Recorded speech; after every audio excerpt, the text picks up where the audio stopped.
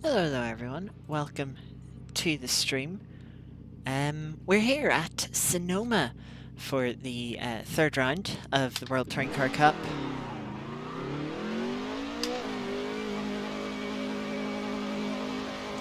So welcome.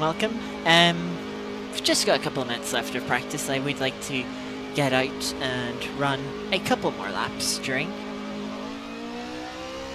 Haven't had time to run a lot of laps leading up into this week, so every lap helps.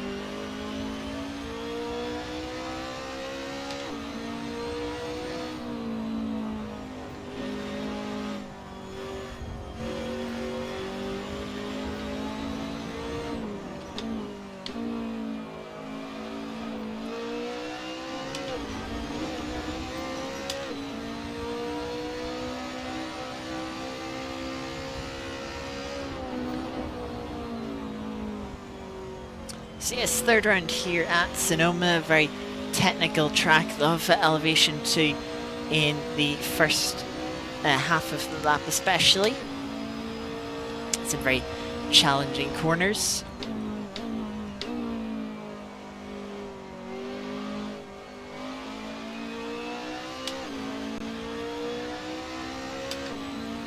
We're not running the chicane here in the final sector, though.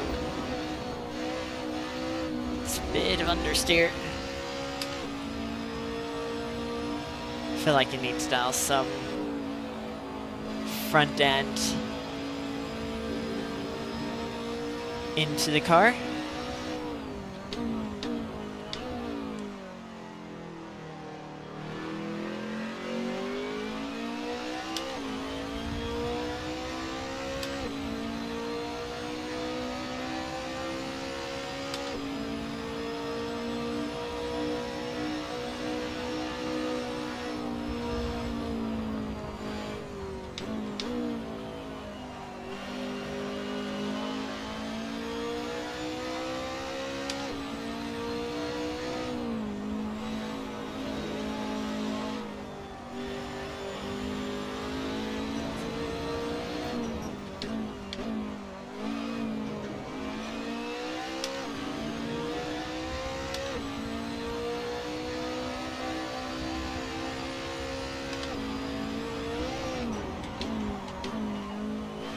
Big look up there.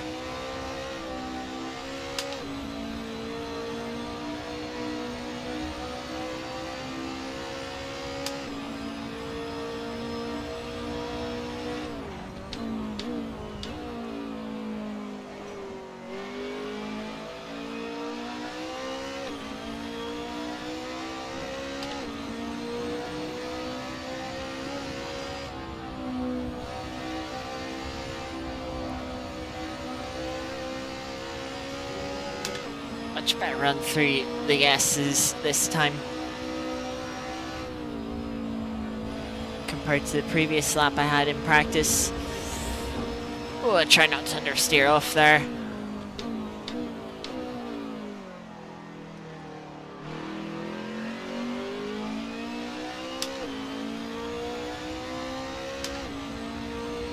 You run through the hairpin, you have to be careful on the left hand side there. You can actually just clip serve the pit lane.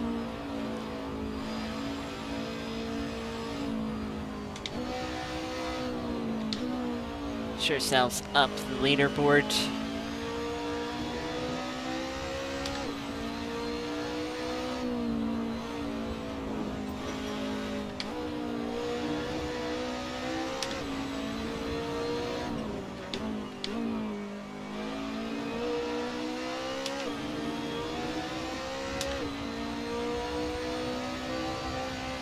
Checkered flag is out on qualifying.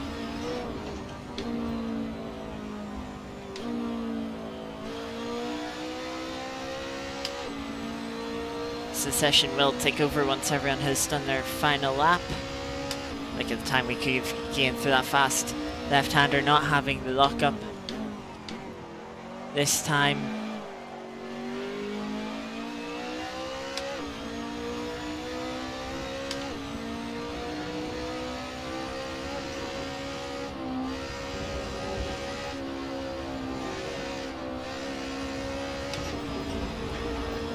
really trying to push it through the S's.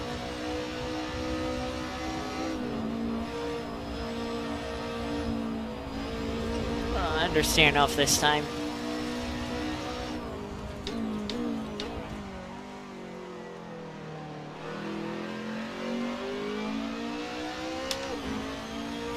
Try not to hit that wall.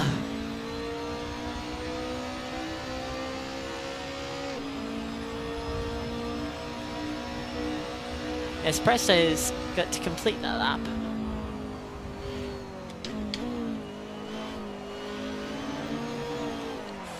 Ah, just too much carb there. Oh well. And yeah, there's session takes over now.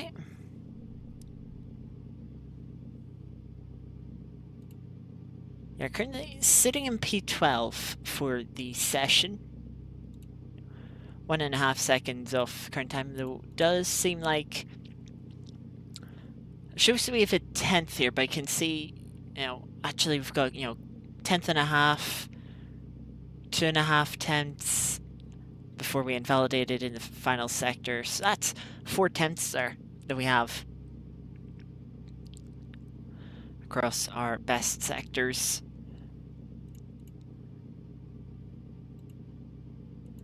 But yeah, we're about to go into the first call. I want to try... Seen this in one of the setups from Donington, so I want to see if that works. Tire pressures are actually seem to work very well.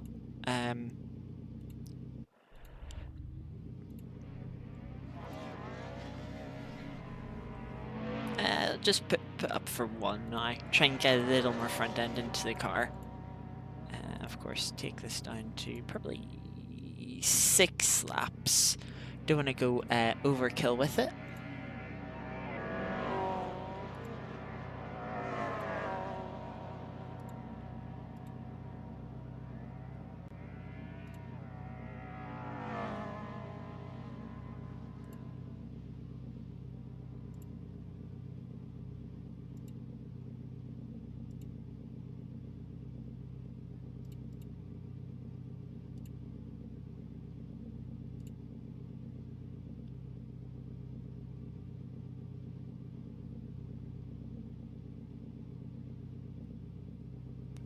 Right, and now that minute has gone, let's head out for quali. Can see pit lane very empty now, with everyone having gone out.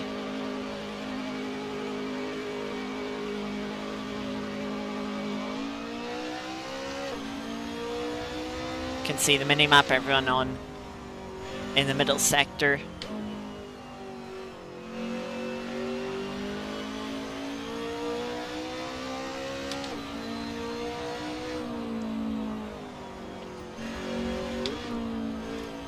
Now it's about getting the tires up to temperature.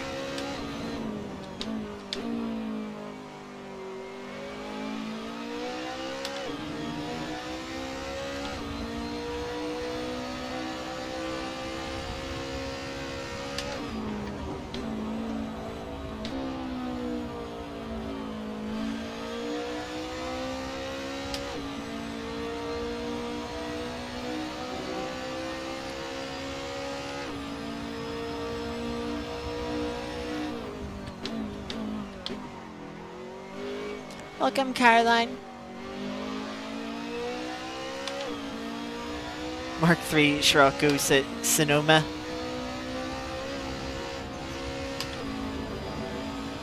The beauty of sim racing.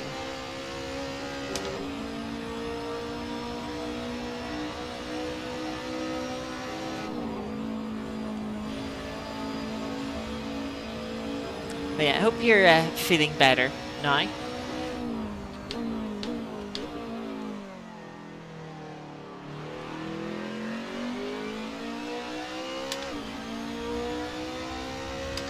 Going to start our first qualifying lap. Tires still have to come up a bit more to pressure.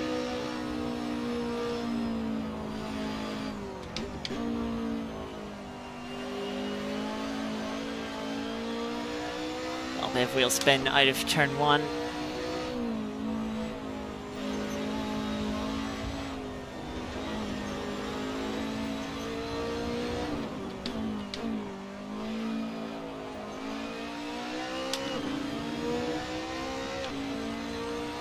it comes and goes. Yeah, I get that.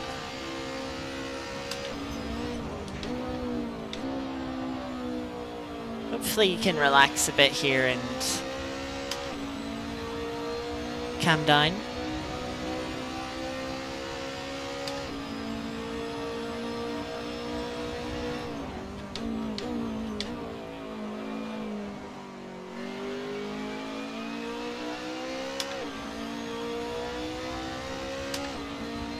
This has felt like a good lap so far.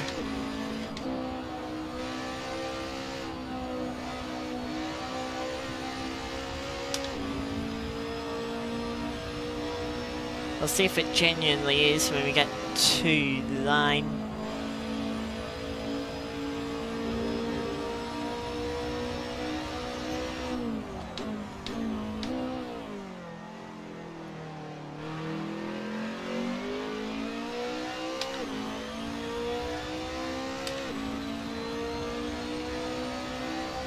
You always forget there's the different layouts. Yeah, there's quite a few layouts here at Sonoma, into the 41s to begin with.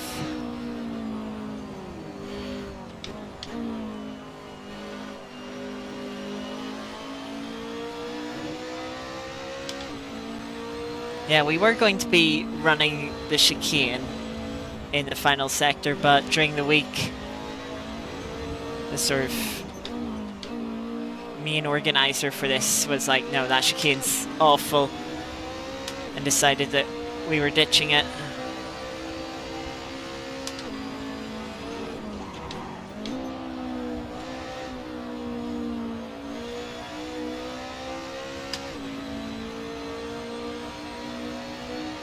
Say hello to Brazil. Why, is all of Brazil watching? That'd be nice.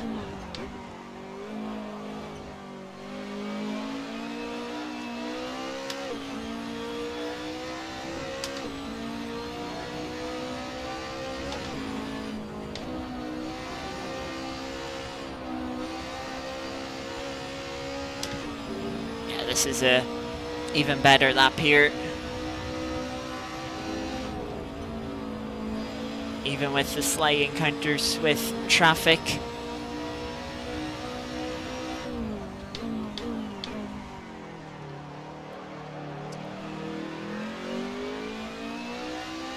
Bit of a lock up into the hairpin.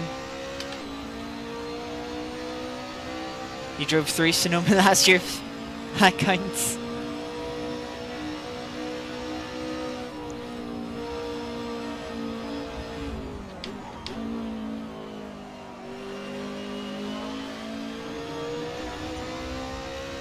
A better start to the lap here.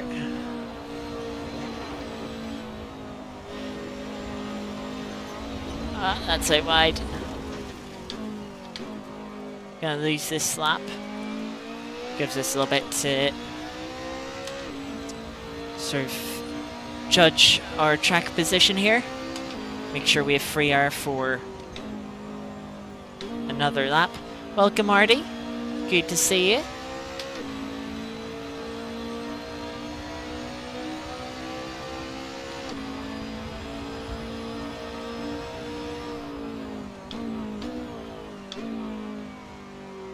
We've a little bit of a queue of cars in front. There's some gaps between them all, but not big, massive gaps. So if someone does start backing up, it could quickly disappear.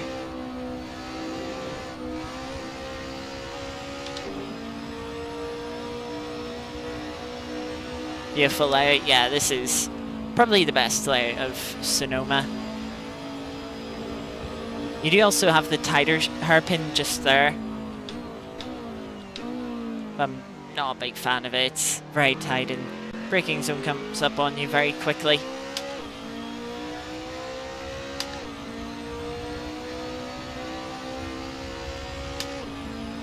Right, 2 more laps here. See if we can improve our position from P8.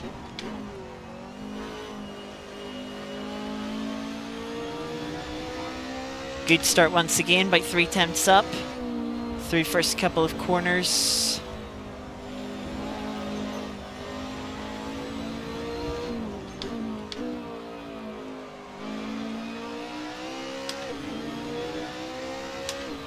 3.5 attempts up now.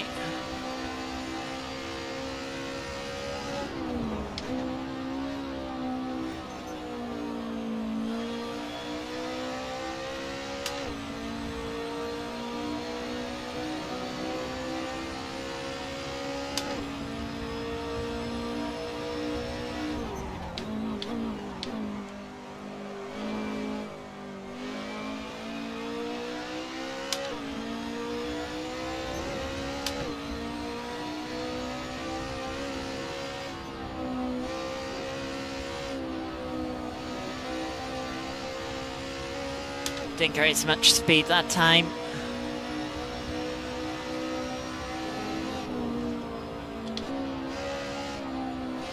Too quickly into there. Kept it on the curb, which keeps the lap valid. But practically lost all the time there.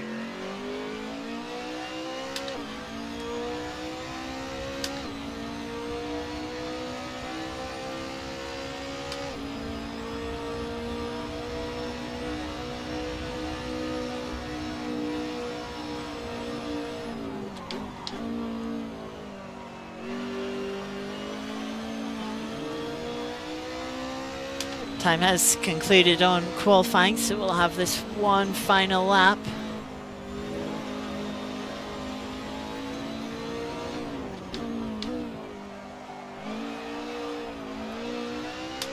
Rear end sliding around a bit.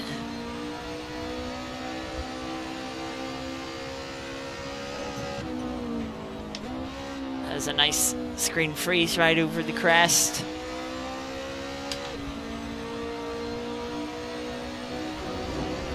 This lap definitely not going as well as last lap did.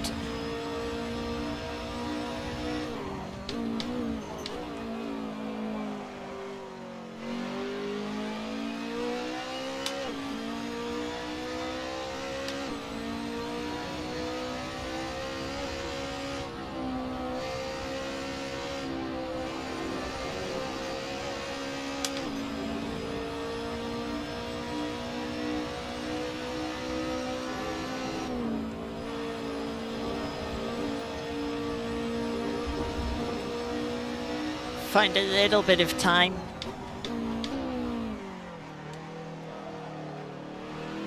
I was a little deep into the hairpin. Yeah, drop a little bit more time.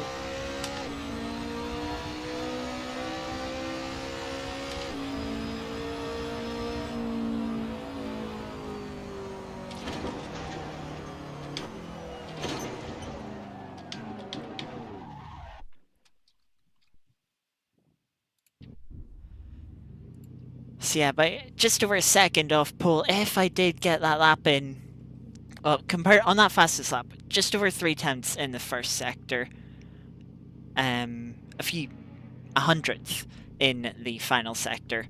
So 3/10, let's just say, would have put us P5. That's up 4 positions. That's been fortunate to miss out on that. But, oh well.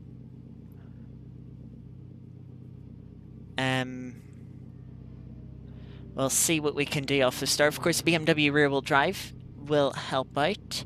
Do just need to quickly calculate how many laps the race will be.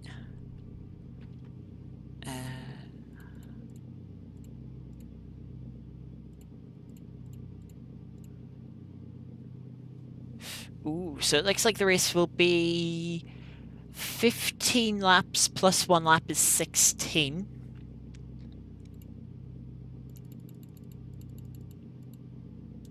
So we're going to put 19 litres in just to be safe, which is actually quite a bit. But yeah, setup felt not too bad.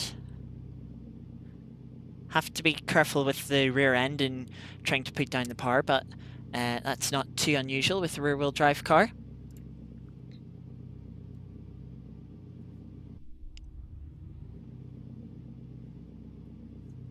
What wheel do you have, Caroline?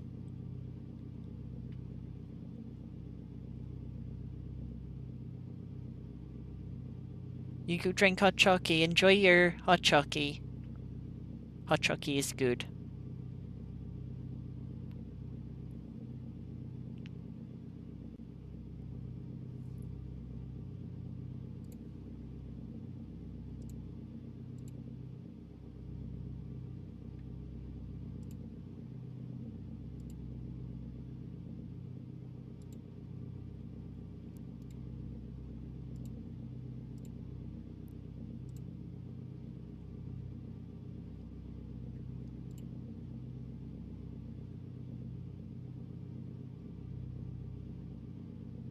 Oh, the Turtle Beach one. Yeah, a surprise to see Turtle Beach release a wheel.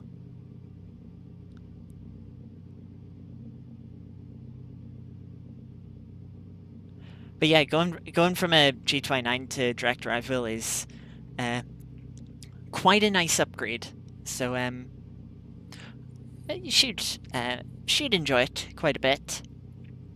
I don't know the exact details of the Turtle Beach. I haven't read into it too much. I'm still sort of in the phase of I haven't had my Fanatec for long enough to consider spending money to get rid of it. Especially since I did just order some of the QR2, the new quick release from Fanatec stuff. That should hopefully be coming next week. I just realised I haven't done a practice start this week, so I've got to remember what I've done previous weeks, which I think I have an idea of. Hopefully it works.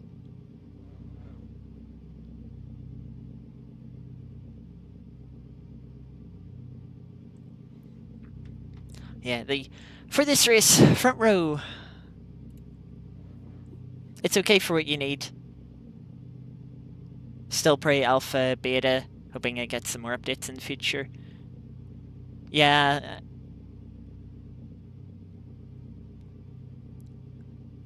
You know, when you usually get a new wheel from the main sim racing manufacturers, it's like, oh well, everyone sort of knows about it and they have past you sort of already know what you're expecting to get from them. Same for the sort of like game companies, they can already sort of build stuff build support for it because they've had previous versions of stuff. But when sort of course Turtle Breach aren't new, but they're new to sim racing equipment, you don't know what they're you know, it's going to take a bit longer for that support stuff to come around, for people to get used to it, for, of course, Turtle Beach to perfect the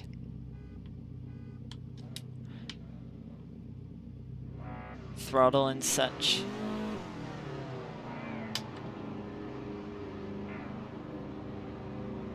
So here we go then for the race. For the first of 3 races.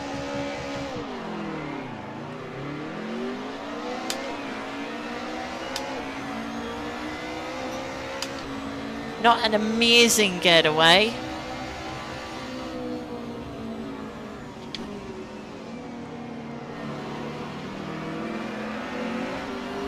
Still better than the front wheel drives. Maybe should have gone down to second for T1. Oh, 2 cars spinning. Had to take to the runoff to avoid that.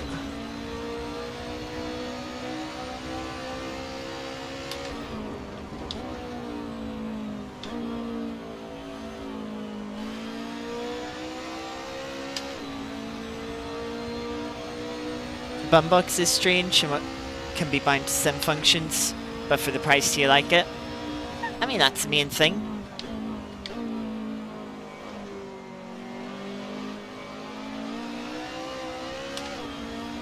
every brand does something a little bit differently to each other.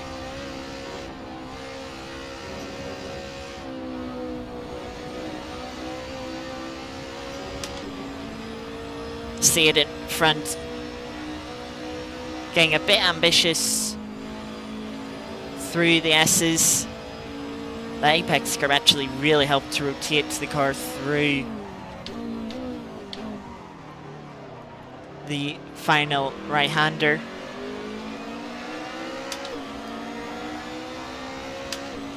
BMW behind seems a bit more up to pace than I am.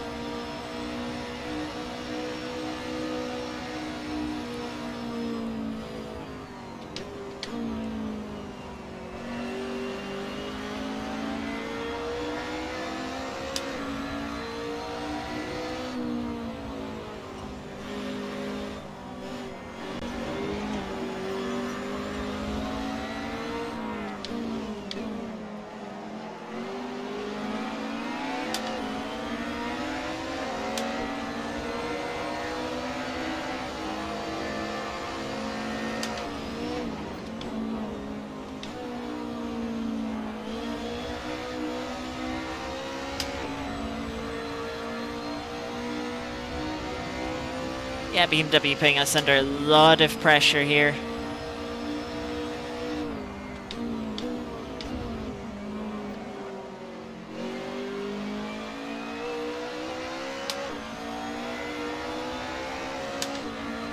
Just seem more comfortable and to sort of have a bit more grip. As I run a little bit wide this time.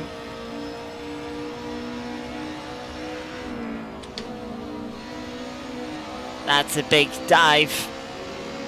I kind of suspected it.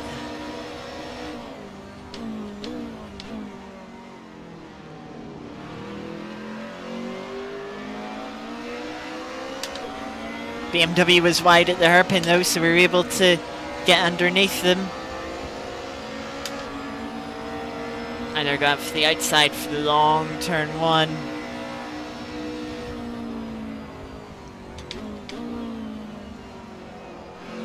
We get back in front. They get good exit of turn two though. We'll have the outside for the long left-hander here, but can't hold it for the inside to the right-hander.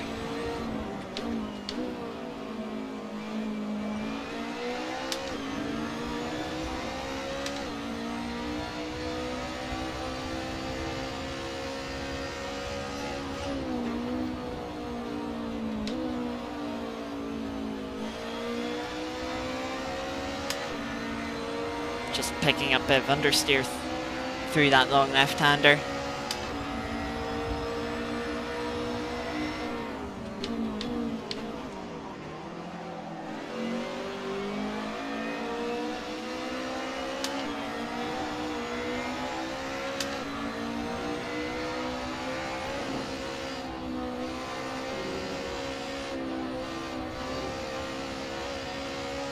Just about fending off this BMW, but killed any chance to keep up with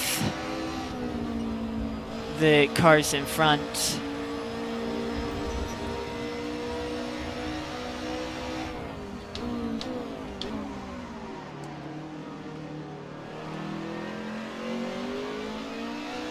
Slightly deep.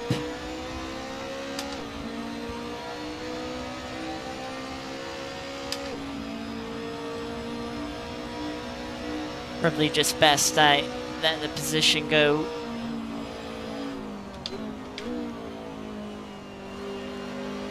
Focus on not losing too much more time.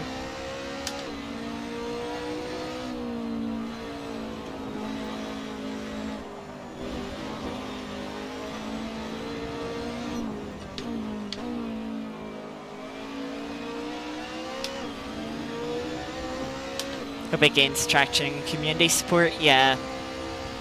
I mean, that's sort of an obvious thing to say. Everyone hopes that the equipment that they have does well in that regard. makes it better for themselves.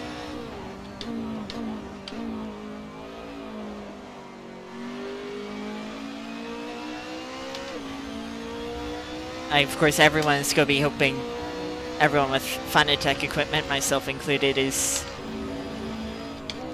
hoping for a good outcome when their parent company, Angor, went bankrupt. Everyone's hoping that a good resolution came from it.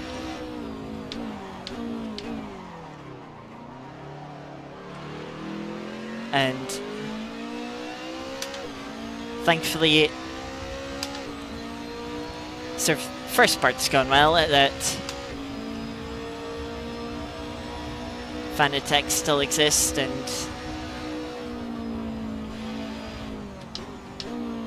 have a new owner, but what the future holds, it's obviously, we remain to be seen. The car that passed us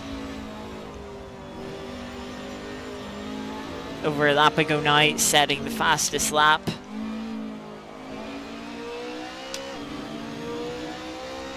And so we're making the point that we could defend as much as we like. It's unlikely that we were going to hold them off forever. Basic troubleshooting, there's no information out there. Yeah.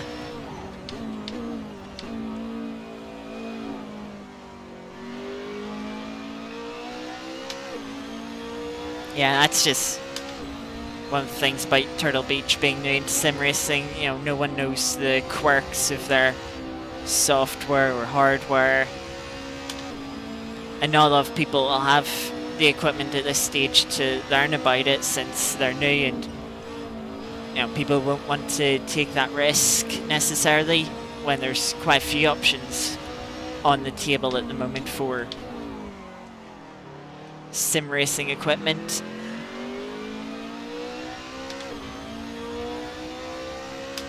And those options are sort of ever expanding.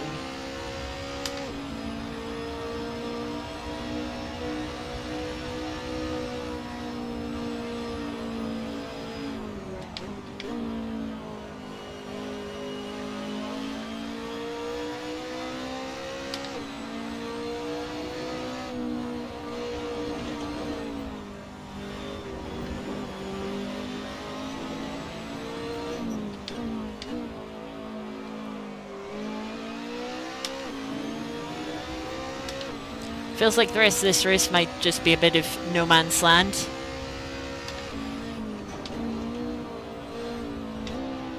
Faster than the people behind. Not as quick as the people in front. That's just the way it goes. I did just notice the leading BMW on the grid managed to jump the two front-wheel drive cars on the front row and is holding down P1 currently.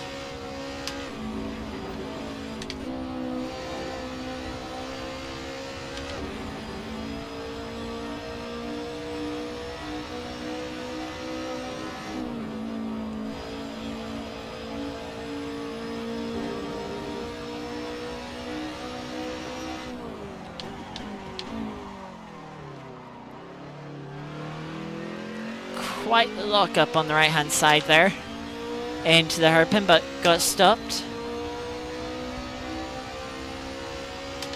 Set for a new personal best as the car in front sets a new fastest lap of the race once more.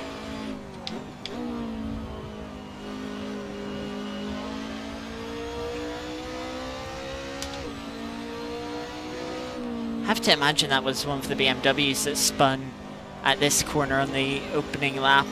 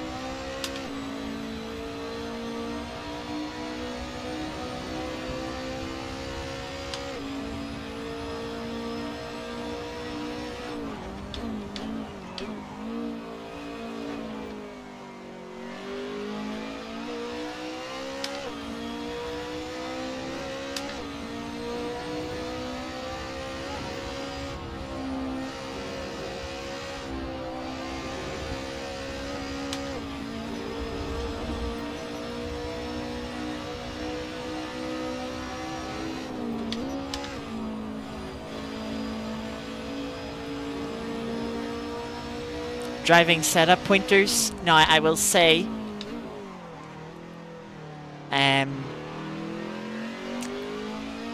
I don't see myself as a great coach, and I'm certainly useless when it comes to setup help, as someone who primarily loads ACC and just clicks aggressive preset and then clicks drive.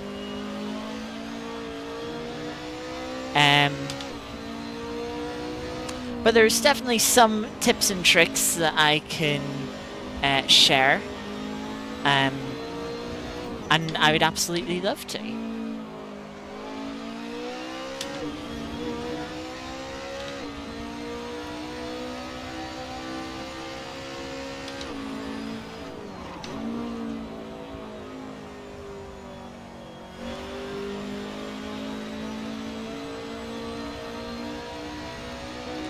In fact, it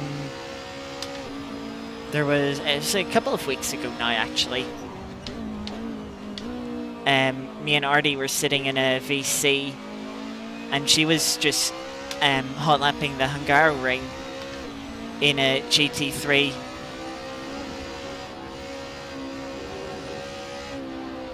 Just in single player.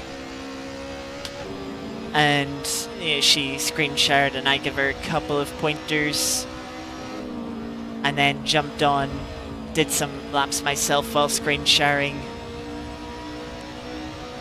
to try and help her out as well.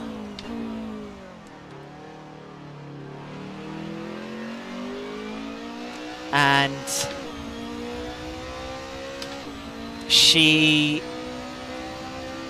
mentioned that she would like to do a stream at one point where I help coach her some more. Unfortunately, I've just been very busy as of late.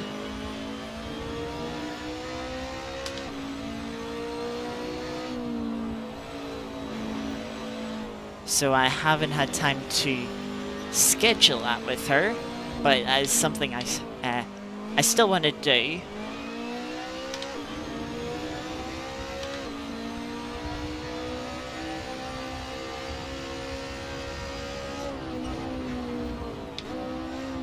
We can probably commandeer a practice server for a series I take part in, or for one of the communities I'm in.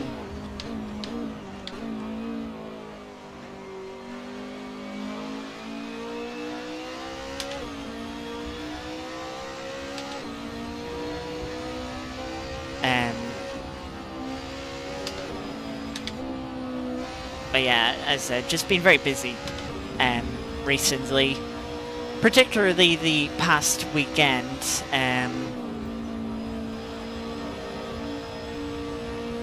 I was working as a steward for a 24-hour race that happened this weekend, so that did take up quite a bit of time alongside the two streams on Assetto Corsa, the Goodwood Revival ones races. Those were good fun.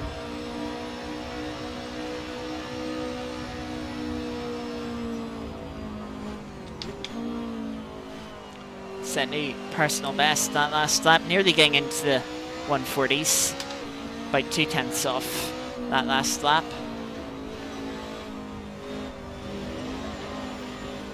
I'll be curious to see what my theoretical best is at the end of this race from the best sectors.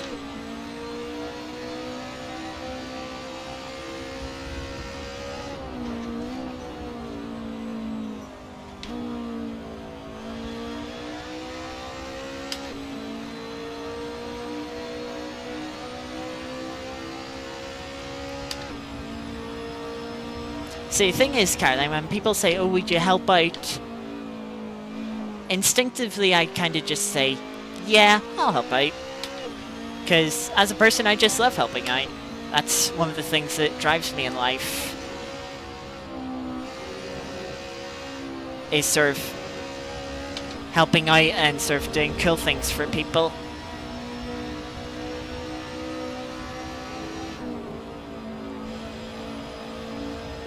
And sometimes I just say yes a little too often.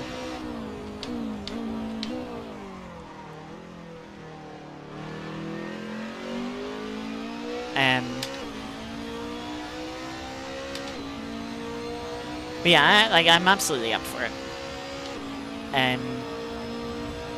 Things calm down a little bit soon.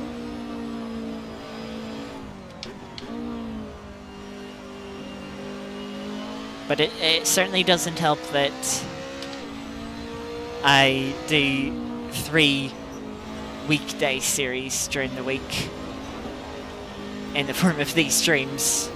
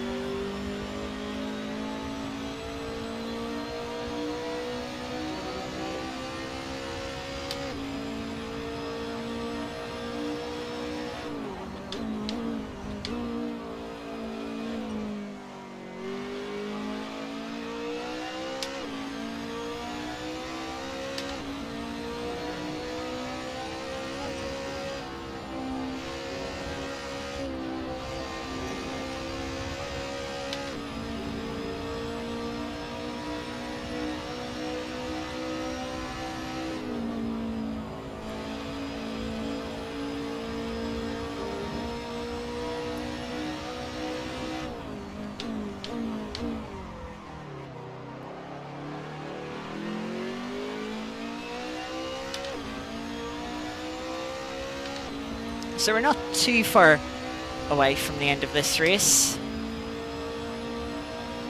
Starting our 12th lap. Just a minute to go on the clock. So this should be the penultimate lap. We're only 13 seconds off the lead of the race.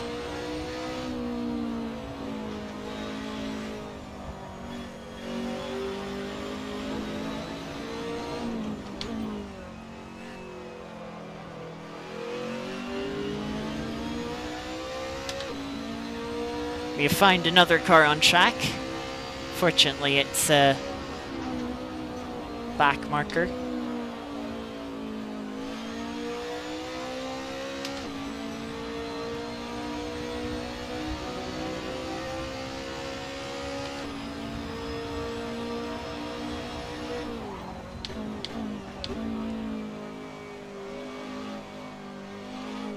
Okay, thankfully that's us through here on the exit of this open hairpin.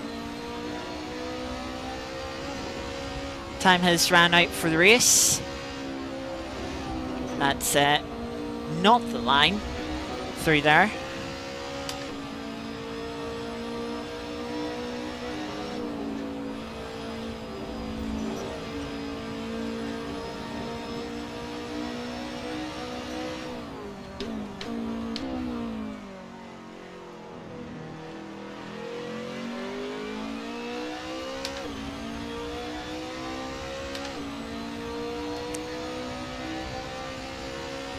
So starting the final lap, I think I've seriously miscalculated the fuel needed.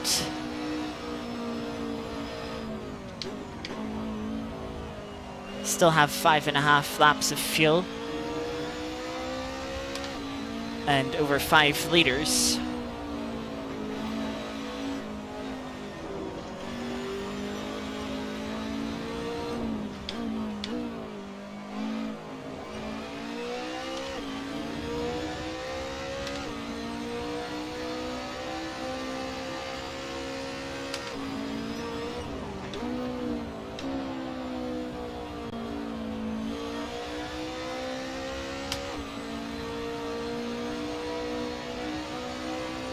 Catching up to another couple of back markers.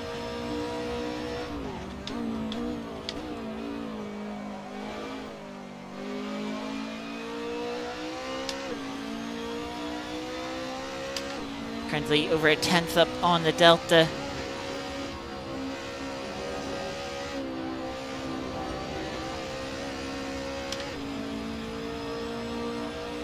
1.5 if I get good final few corners. Could maybe just get a 140. Quiet lock up into the hairpin, unsettled the car. Yeah, unfortunately not good hairpin.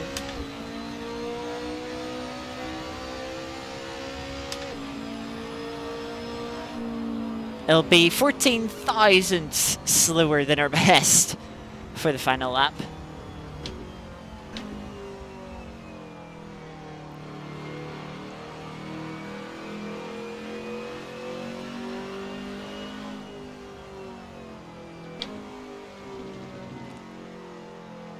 But yeah, that was a little bit lonely for most of that race. Oh, you can go exploring here.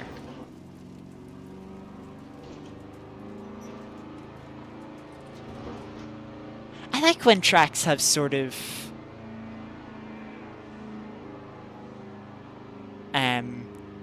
these like service roads. Oh, this leads you back onto turn 1. I like when tracks have those service roads modelled. 13 laps in the end. Had about 10th.5 in the middle sector. What's that? 10th.5 in the first sector. That's 3/10. Could have had a 40.8, which would have been quite decent. So yeah, finishing P8, that's one place up from where we started, which an improvement is an improvement.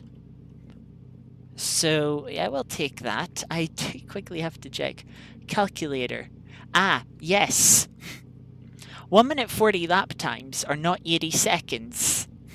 They're at 100 seconds. That's why I miscalculated the fuel so much.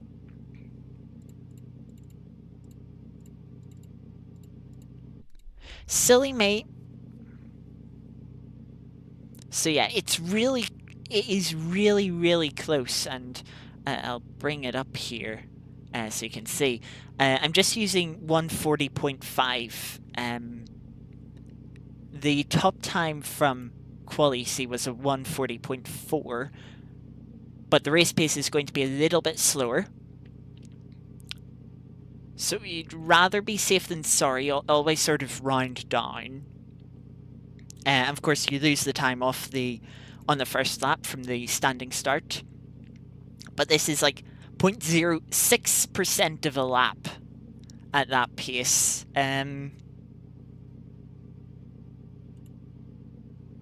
I wonder what the fastest lap was of that. Hopefully I'll get to see here when the information loads up, as we have to switch servers between the first two races. We'll run another qualifying session back for the third one.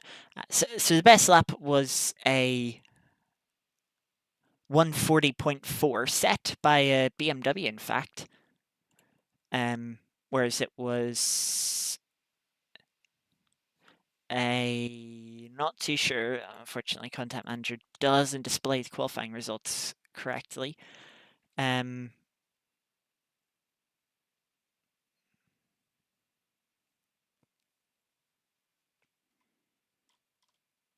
So yeah, I think that's can probably assume 13 laps going forward. So yeah, we'll just have to wait for a few minutes while the server is set up for the second two races.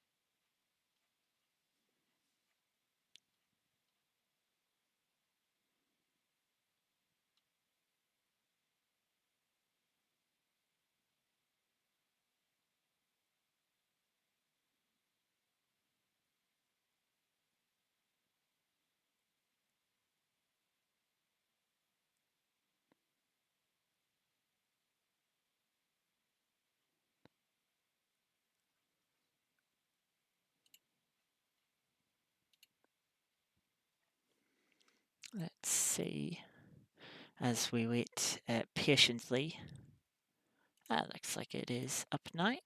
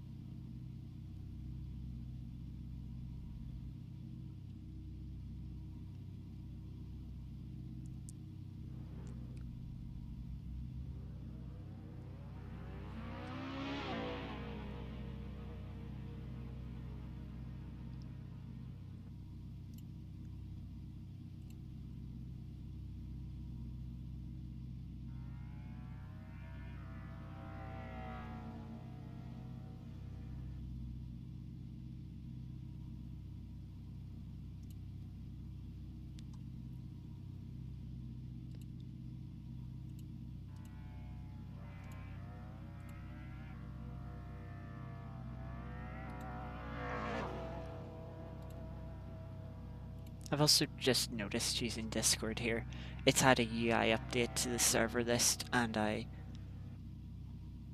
it's like permanently placed the discover servers button at the bottom, and it's annoying me. I don't like it. Why Discord? Why? Why can't we just have nice things?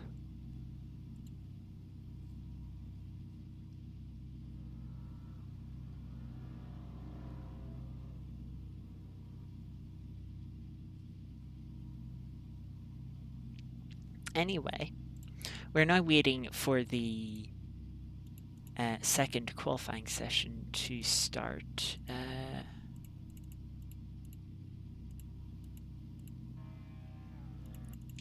If I put up to 70, because that felt good at Suzuka. The height needs to go down to 9.9, and 10.10 felt good. I don't feel like I need to put the rear any higher. I can put it down to 9.9 again.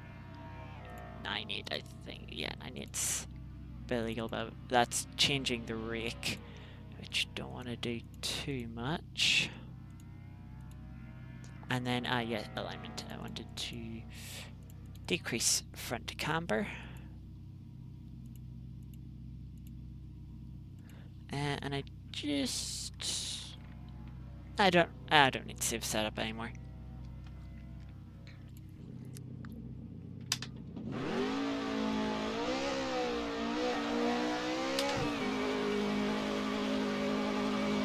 So let's see if we can get a lap in before we forward on to quali.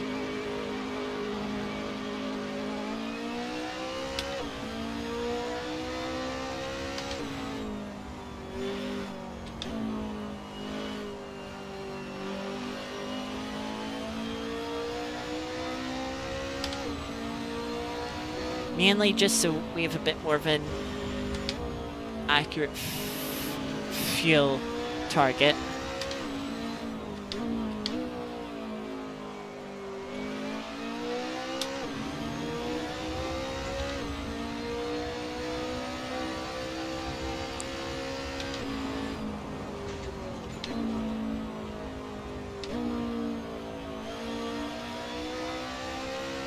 as I can't remember for the life of me how much fuel I put in last quali session. It was the right amount of fuel.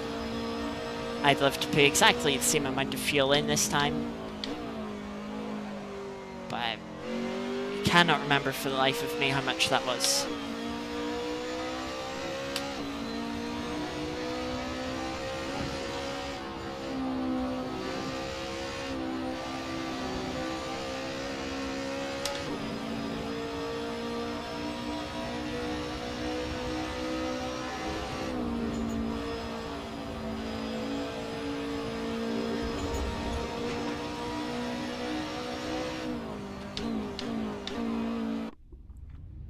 Yep, there it is. I wish we got a warning that qualifying was about to begin. It's so sudden when you're on a lap.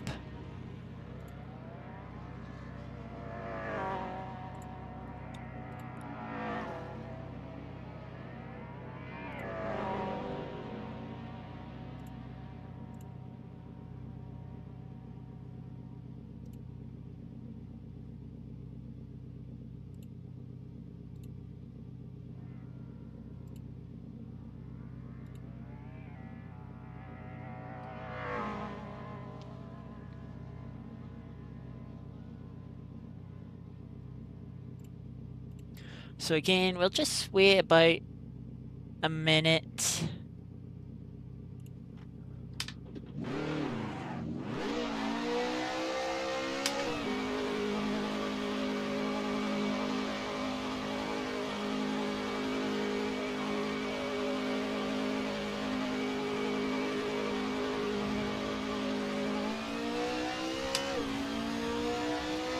Again, can see everyone packed up. There's like 3 cars line astern on the mini-map.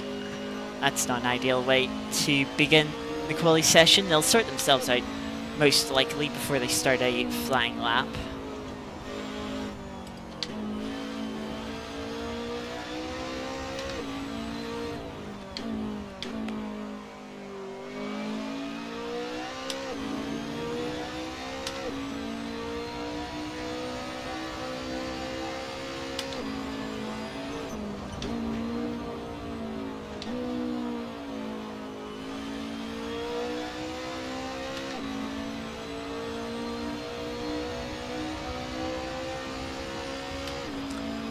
Do be considerate, we do have an AM car that is the next car in front of us. And we have all the space behind us.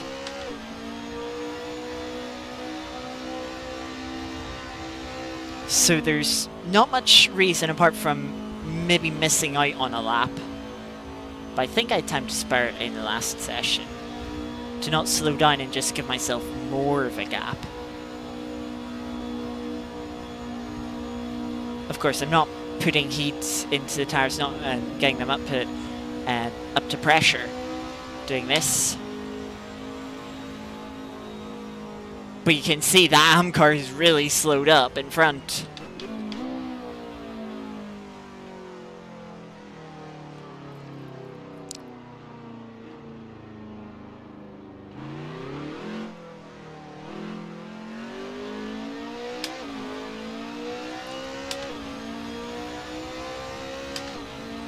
So this first flying lap could be more of a warm-up lap.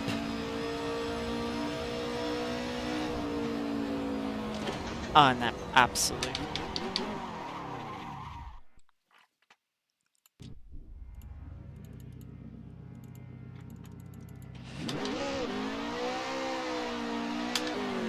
Oh, I've absolutely ruined this.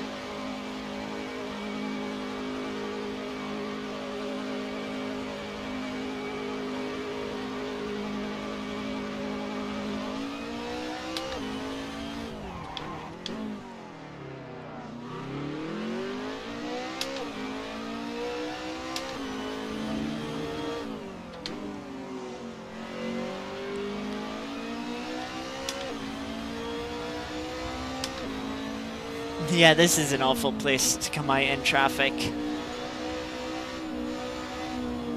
Oh, that was a very costly mistake. Very stupid as well, to be honest.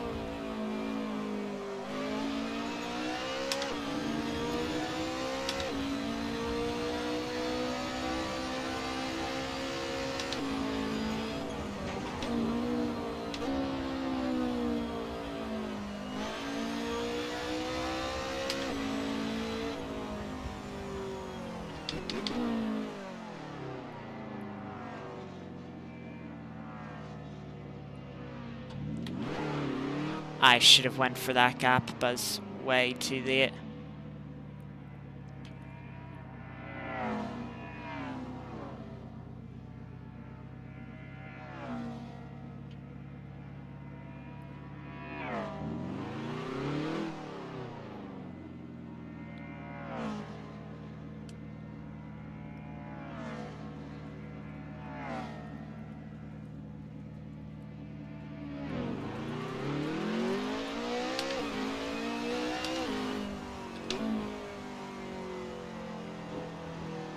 Yeah, I'm not even happy with this track position.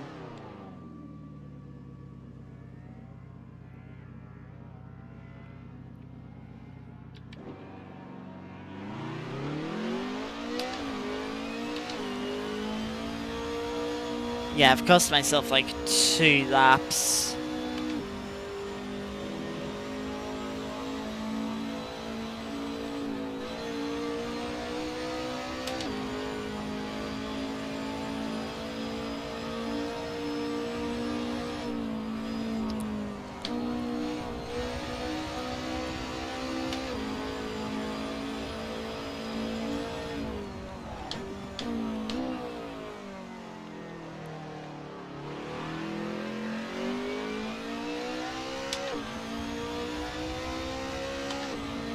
So should get 3 laps in here.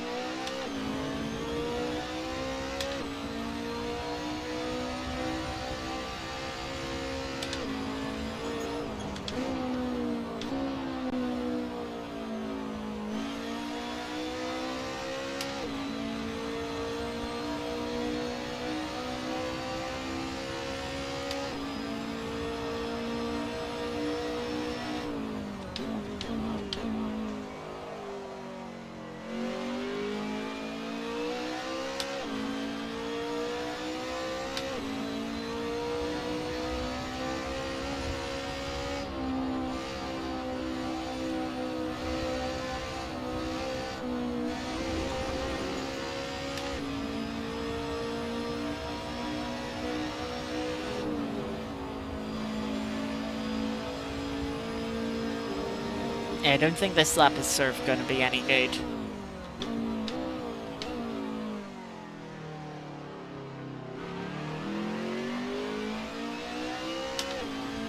Sort of bailing on it a little bit.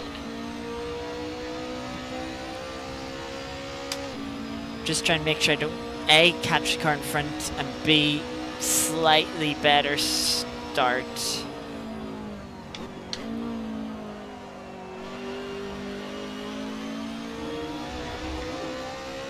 Dipping into that grass isn't ideal.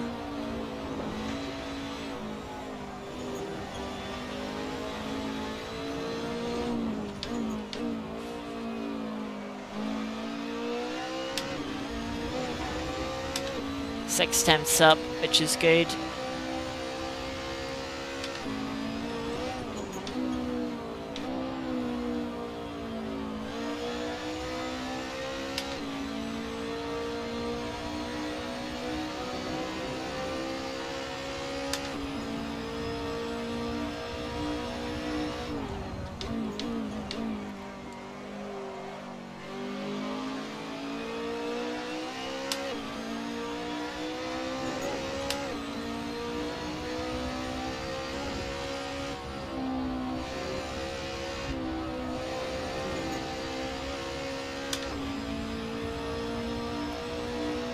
Good speed through there. I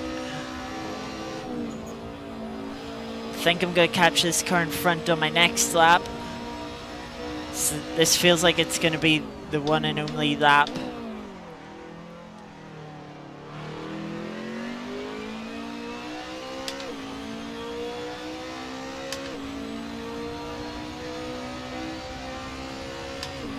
they ran out of fuel or something.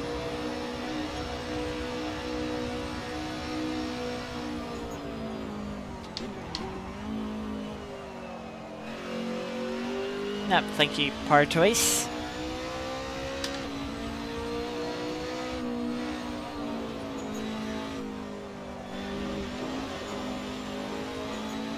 Three tenths down already. It was a sort of bad start having that tight line into T1, and yeah, that's wide.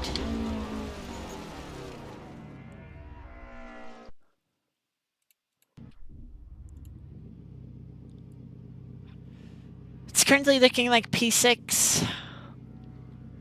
Maybe a few other cars didn't quite get the laps in.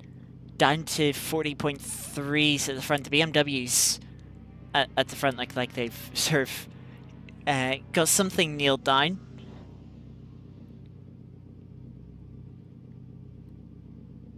But there's still time for people to complete one more flying lap. So for those who have started one.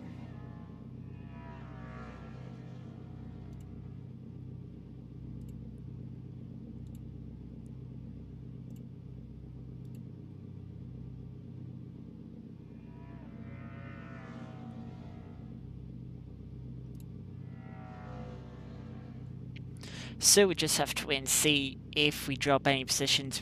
Doesn't mean we do have a BMW in front of us. So, I mean, P6 would be good. If I could get P6 in the race, I'd be happy with that. That's still an improvement over last quali and race.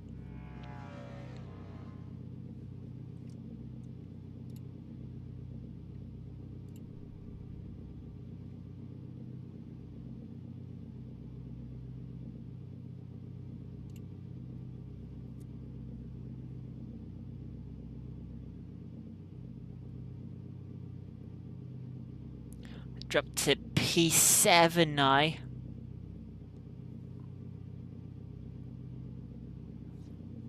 Let's see, are you on a lap? No. I think most... Yeah, it looks like...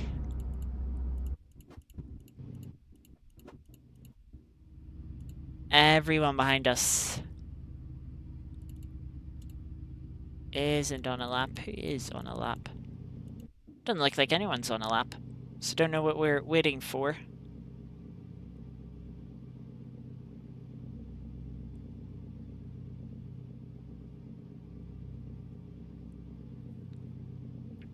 And also, yeah, we can see on the left-hand side the second race, or the third and final race of the day, will have a top 6 reverse grid.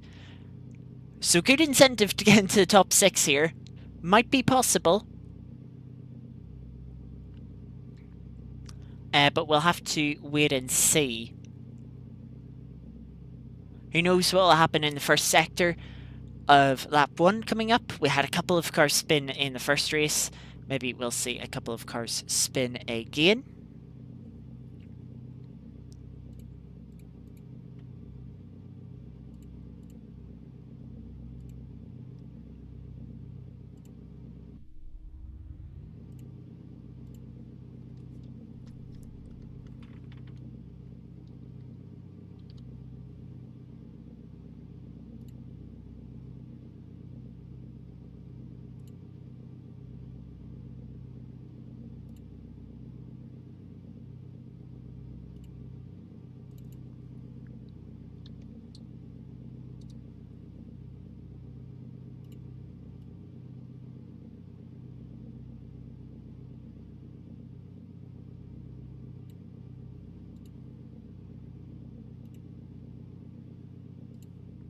Right, so we've raced 2 of 3.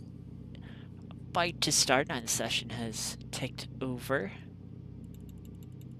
I'm gonna go with 16 litres. Just to be safe. I ran 19 last time, which was way too much. 16 should be good here. That won't... maybe give us... let's hope it gives us like a 10th. A 10th would be nice.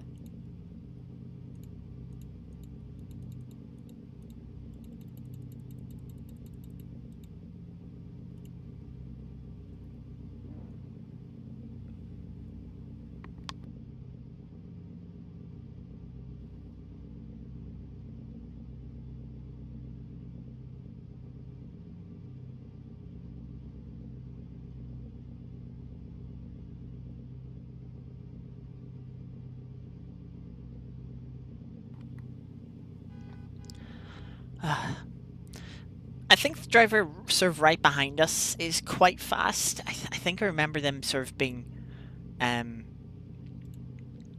somewhat far up the grid in the sort of top group.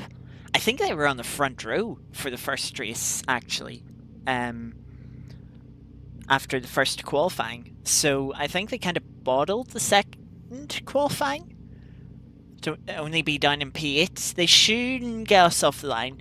We might be able to get one of the two front-wheel drive cars to start on the row in front of us. Welcome, Cora. We're just about to start the second of 3 races.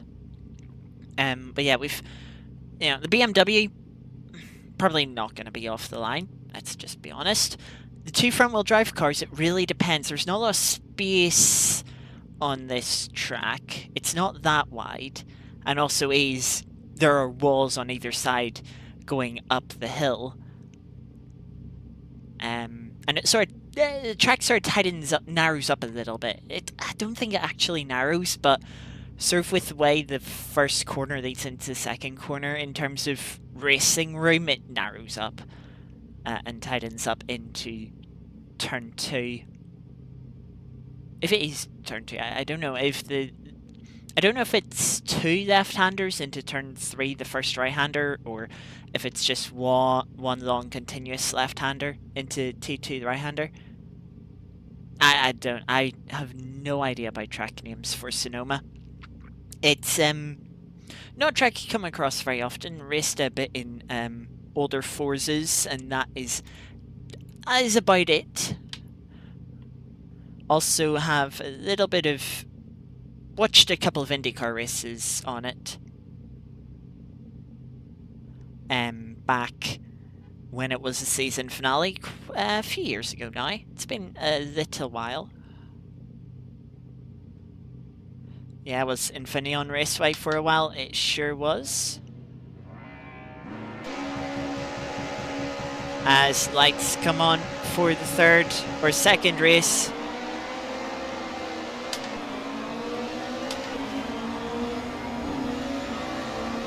Oh, that's very tight there.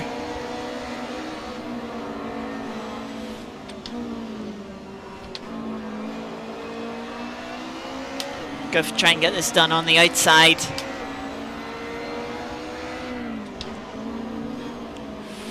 Oh, a bit of tapping wheel to wheel.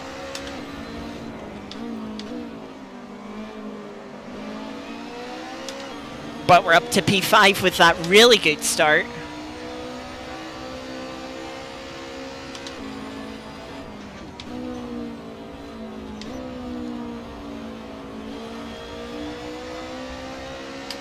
Got aggressive made-up ground. Yeah, we're using the full layout. We're not using the World Touring Car layout because the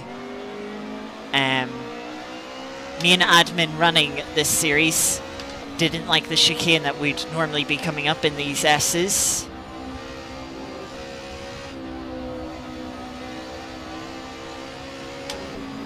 So instead we have the full extent of these S's.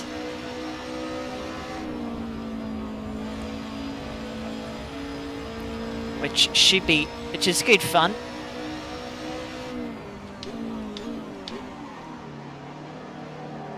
Bit of contact in front.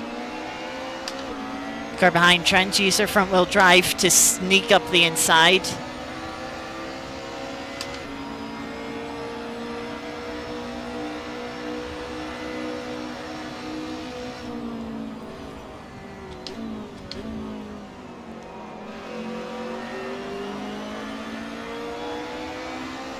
You can see that front wheel drive gets good drive off the corners. Watch the rear end there. Absolute send.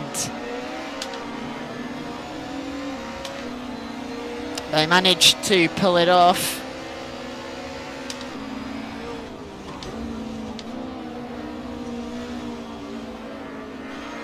Gotta fight this one though.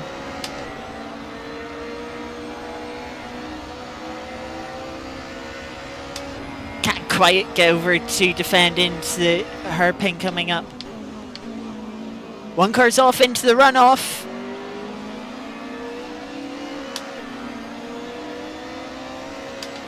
Oh yeah, gonna lose out to the Vauxhall here. But we'll hold P5 thanks to someone well overshooting the open hairpin. We still have another car right on our tail that we managed to jump off the line. Vauxhall getting a per run through the final right-hander of the S's here.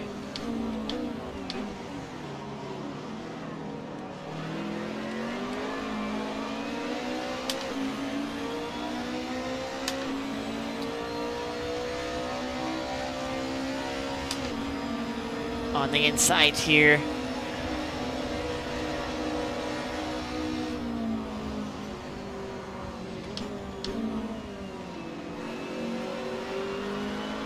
Gonna try and get P5 back, which we do.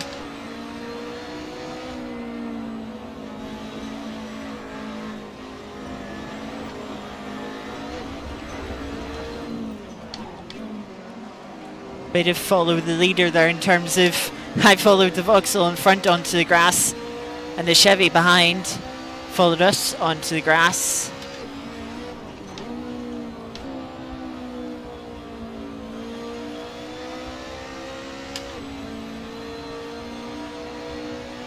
But the Chevy is under a bit of pressure from Assetto behind them.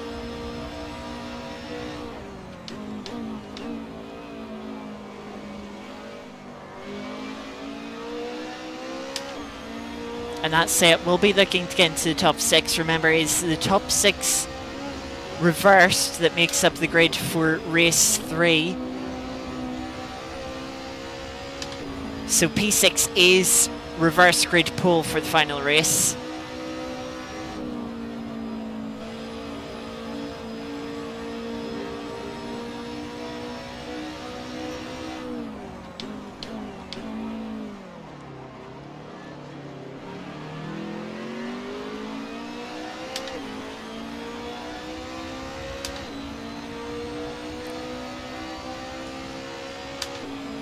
P5 would put us on the front row with a good likelihood of jumping the Chevy off the line. Bit of understeer puts me on an unideal line through turn 2.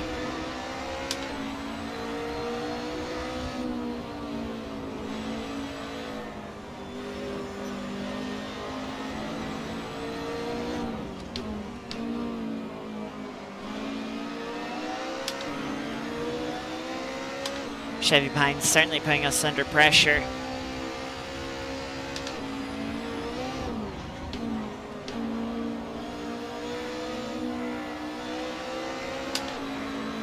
A little bit wide into this long left-hander. Chevy nibbles the grass on the exit.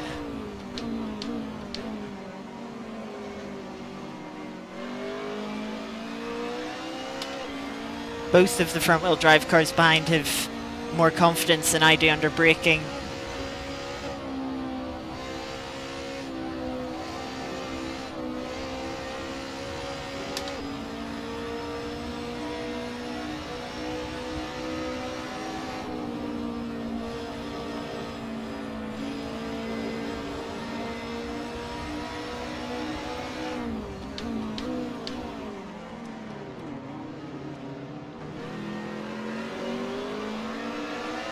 Chevy giving us a nice bump in the back through the hairpin.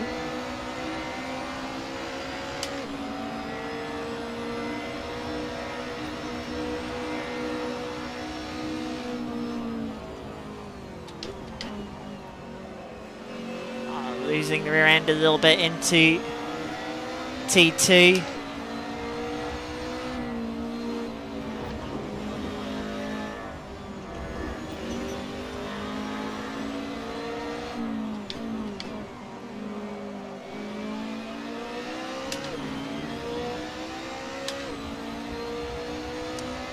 Definitely got a bit of a train behind us.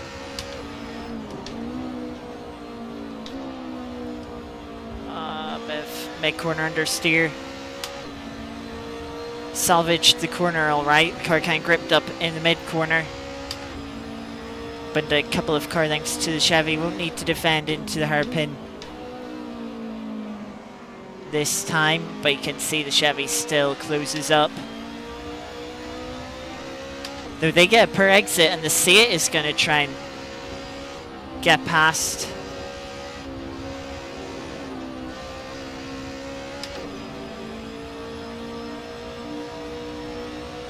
Just realized I've not been running very quick laps here. Haven't gone to the 41s yet even.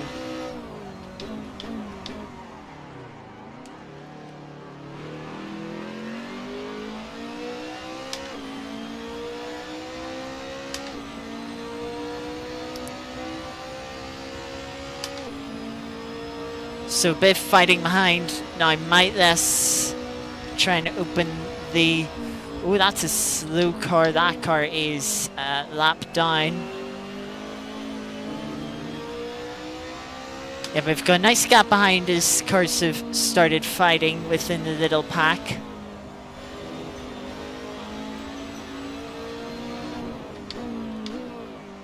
Hopefully I can get into a bit of a better rhythm. Try and hold the sort of second gap I have on the Chevy.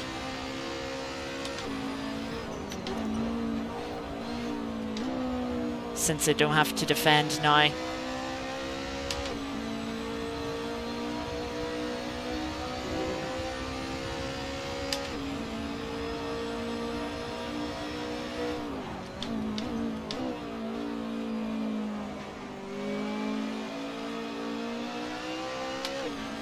Car rotating nicely through that open hairpin.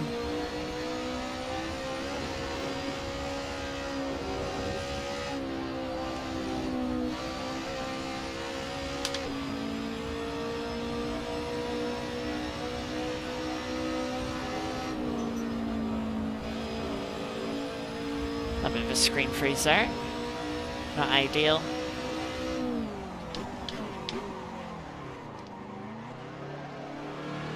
Not good into the hairpin.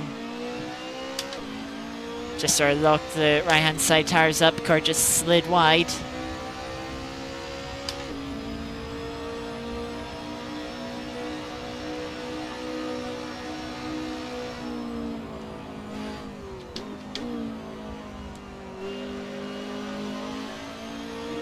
We were nearly half a second quicker though than the car behind, which is good.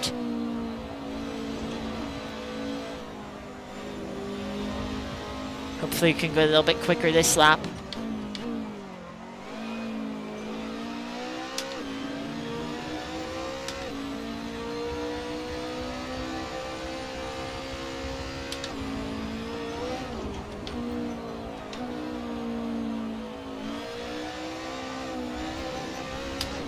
Gotta be careful there of the rear end. Careful of running wide, that's not good. That's lost me about half a second.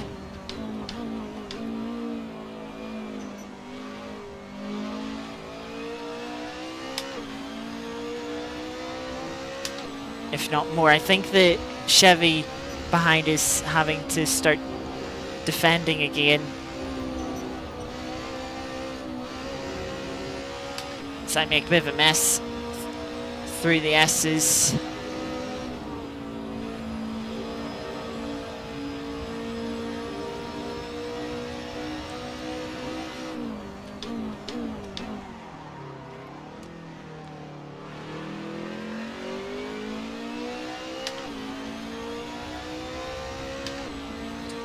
Yeah, but the Chevy closing up last lap.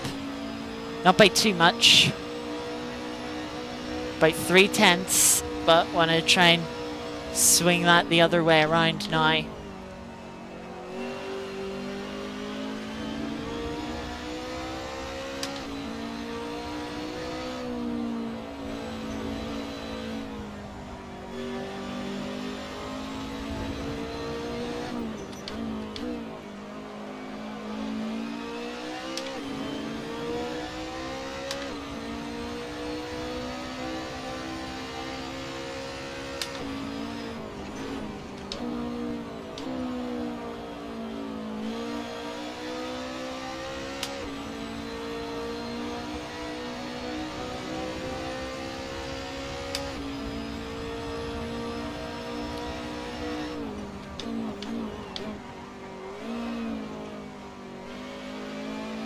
little bit wide there. Oh no, come on. Ah.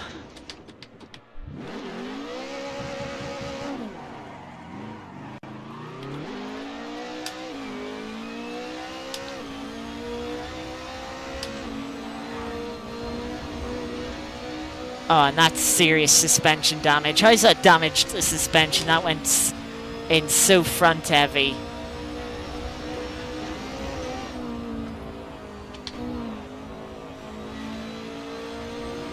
Yeah, I can't really drive this safely.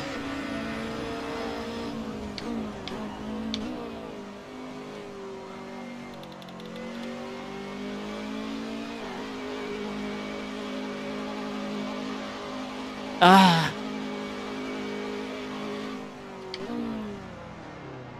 The car didn't feel like it was sliding that much. As I went to correct it, just the front end did not grip up.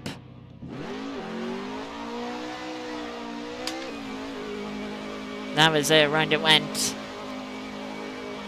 Ah.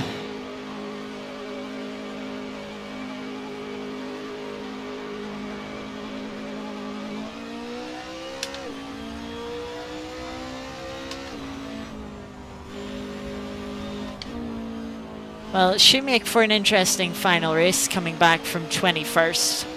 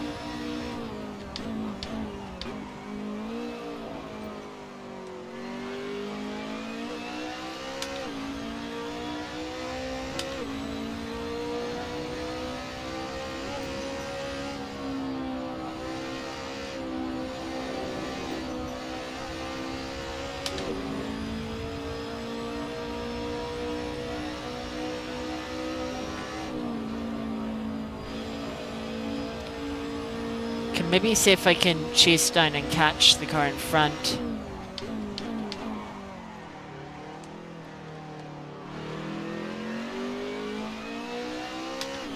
Guess one more place on the grid.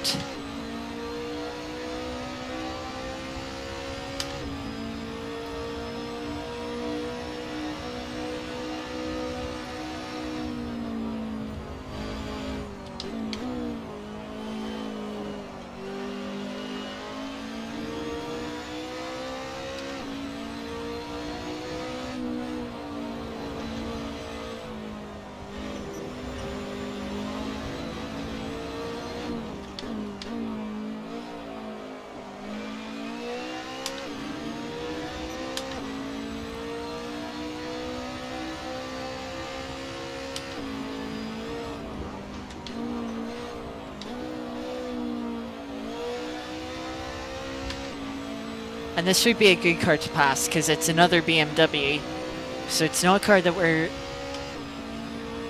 guaranteed to get a good launch on in the off the line next race.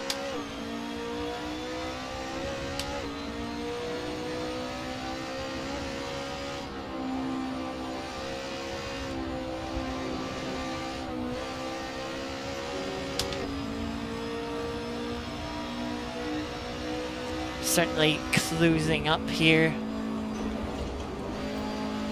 Bit too much inside curb there.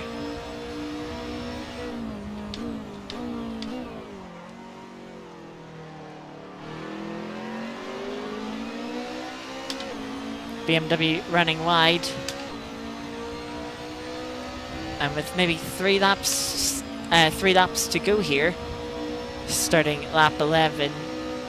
Starting to put pressure on the BMW.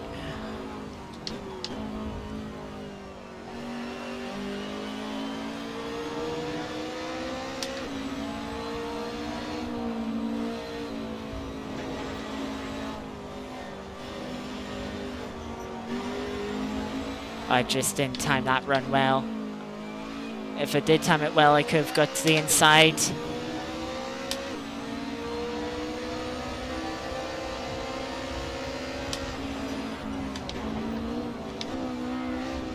Get to the inside here.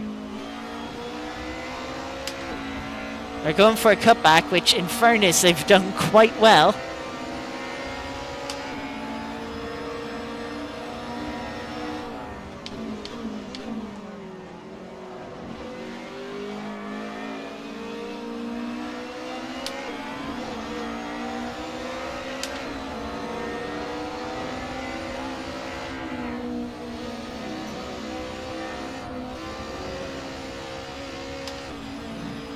Yeah, they weren't going to be able to fight that one any longer.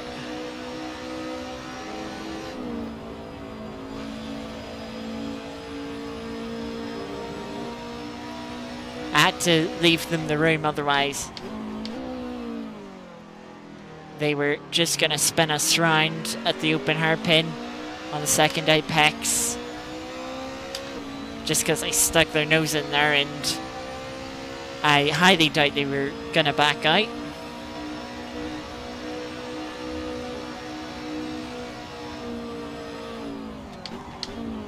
That allowed them to be side by side into the S's by just positioning my car in a way that where it was guaranteed to not work out for them.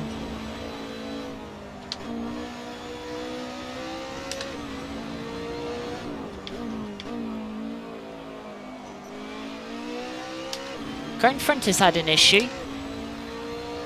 They weren't previously the car in front of us. They did set a personal best last lap. So maybe they made a mistake starting this lap? Who knows?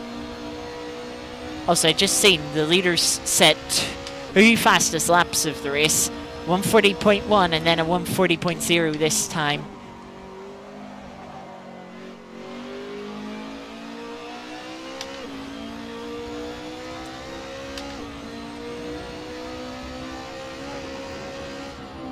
And I think they might have just beat the clock, as the car in front is having struggles. Not sure if they beat the clock for an extra lap. We'll have one more lap for sure. Don't know, we might have 2. I didn't quite see what the time was remaining on the clock when they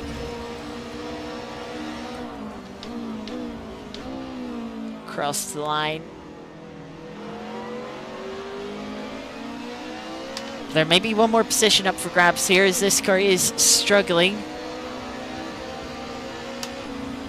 Gonna get to the inside, heading down towards turn 1.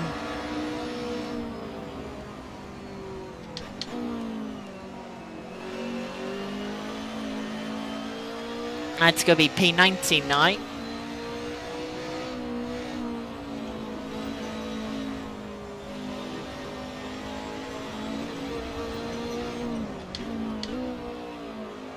I've got a lapped car in front. That wasn't, no, not the most ideal place to last through, but it actually didn't work too badly. 1.5 seconds to the car in front. It's quite a bit to catch in about one sector. Also catching the car in front of them as well. They've had a very poor last lap of 49.3, and they're going to be going side by side into the hairpin. Looks like they actually have major damage.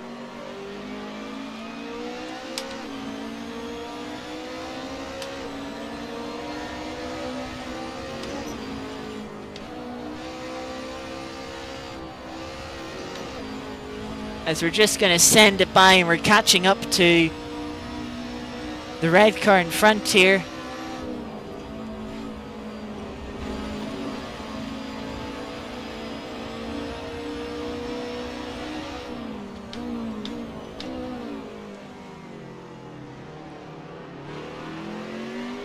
The front wheel drive just gets him over the hairpin too good.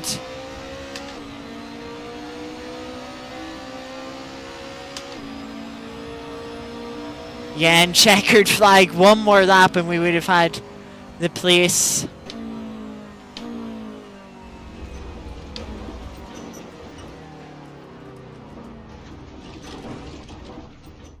as we find a nice little parking spot here. Well, someone's flown off into the grandstand. I kind of want to sit here, just in case someone else also goes flying, but also I don't want to be hit in the back. Morning, Napa. Good to see you. We've just finished the second race. It didn't go too well. It was going well. It was going very well. And then BMW rear-wheel drive happened. And yeah, it was 18th in the end. Would have been P17 had there been one more lap. But yeah,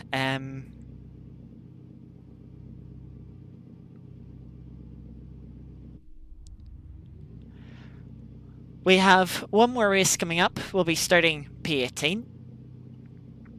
Hopefully it goes... Hopefully we can get through the slower cars here. Goal, I would probably say a top 10 here.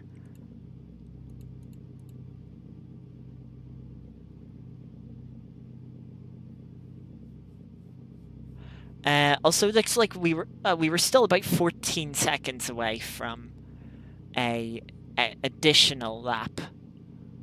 So I think we're safe at 13 laps.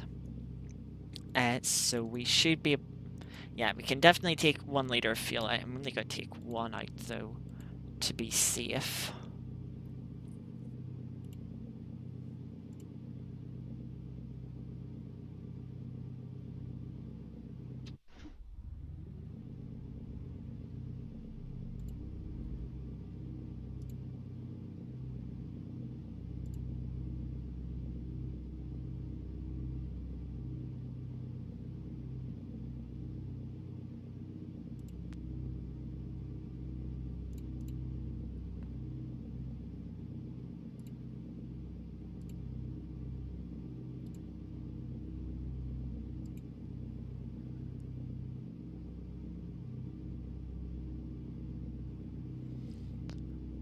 So you can see the top 3 are all front-wheel drive. Then we've got 3 BMWs. Then I think 7th and 8th, I think, is the front row from the first race. Which is kind of funny that neither of them were able to make the reverse grid. Yeah, and then in front of us we have 7, 8 front-wheel drive cars. We're not going to get 8 positions off the start, but we sure as well can try. But the main thing is to keep it clean, not get involved in a unnecessary incident. Ow, just banged my leg off part of my rig. Honestly, I don't even know what part of the rig I banged it off of. That part? Oh, that part probably.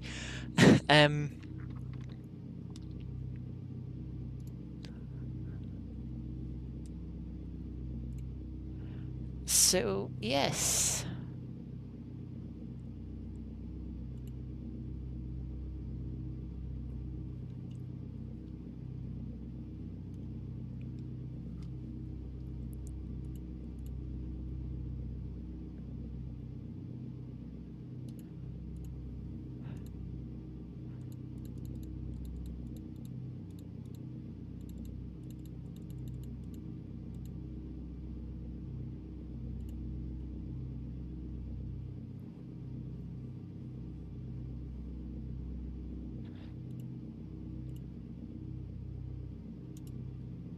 So 40 seconds before start of this race.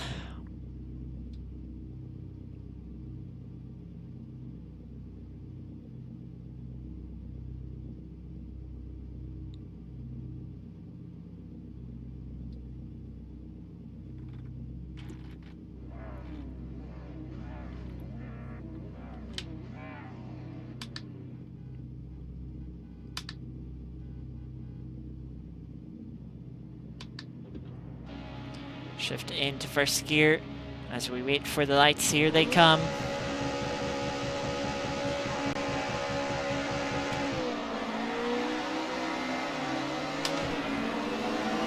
I misjudged that. I thought I was clear of the cars behind. I was going for a gap on the inside of one of the cars in front. I think it's the yellow DHL car, one of the yellow cars. Luckily, no suspension damage this time.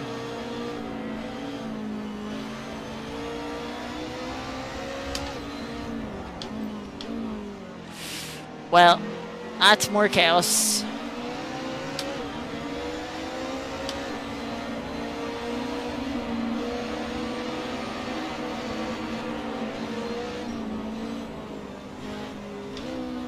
Luckily, these cars don't rely on downforce too much, so the front end damage shouldn't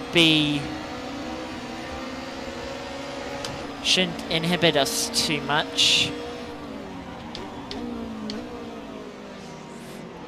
Red car's taking a very awkward line in front of us over the curb.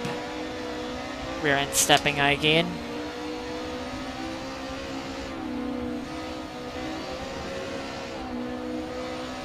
Rear end stepping out quite a bit there. Of course, there is a rear wing on the cars, so they do have rear downforce.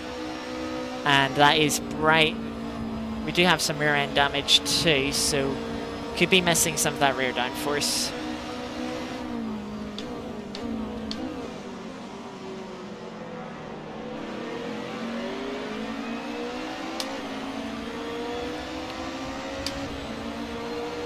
Of course, there aren't any sort of big straights here, so any extra drag from the front end damage shouldn't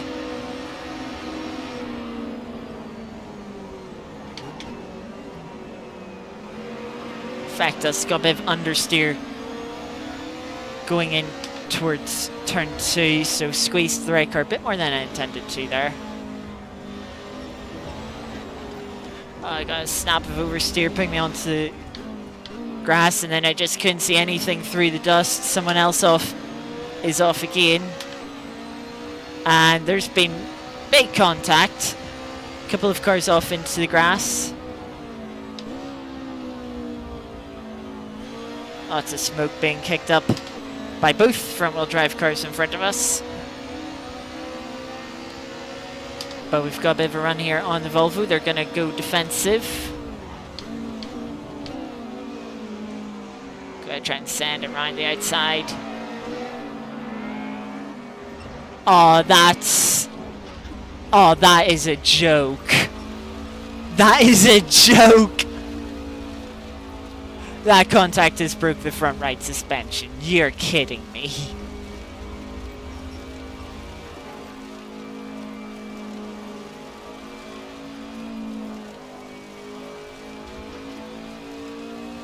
You're kidding me.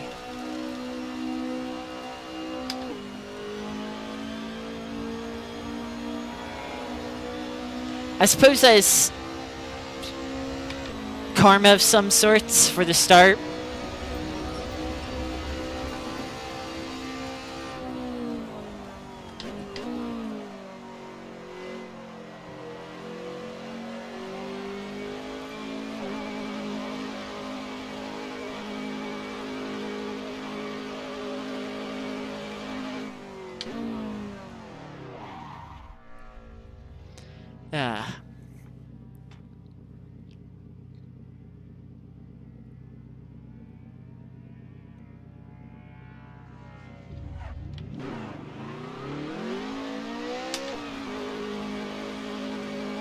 Well, away we carry on. Down in 24th currently.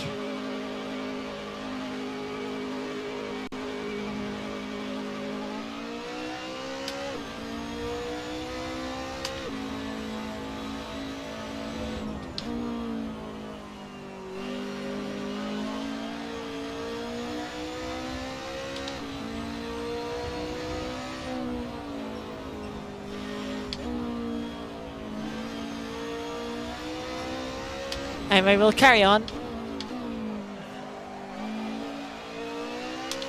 See if we can salvage any more positions.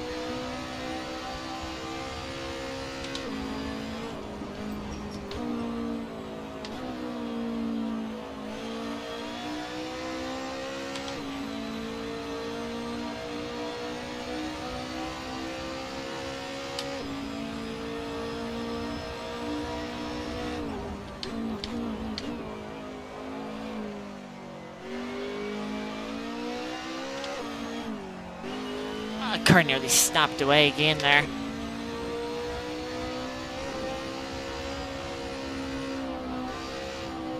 I probably should have repaired bodywork damage as well. Though I don't know how much more time that would have cost me.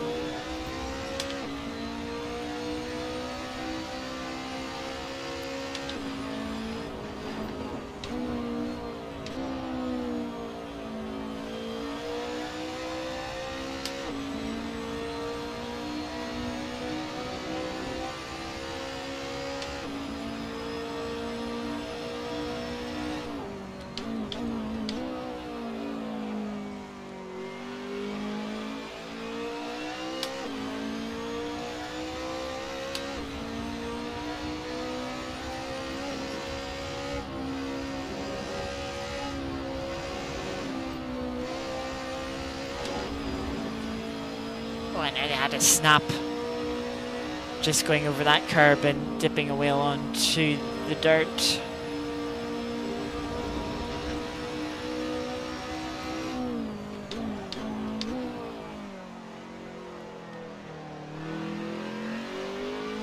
Caught up quite a bit to the car in front. 55.2 for the car not directly in front of us, but the one in front of that. 41.6, that's a decent lap time, especially with the bodywork damage.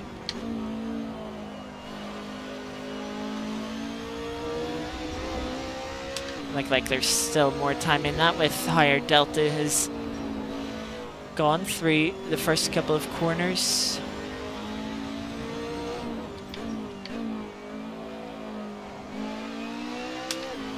With this delta, definitely not worth repairing the bodywork damage.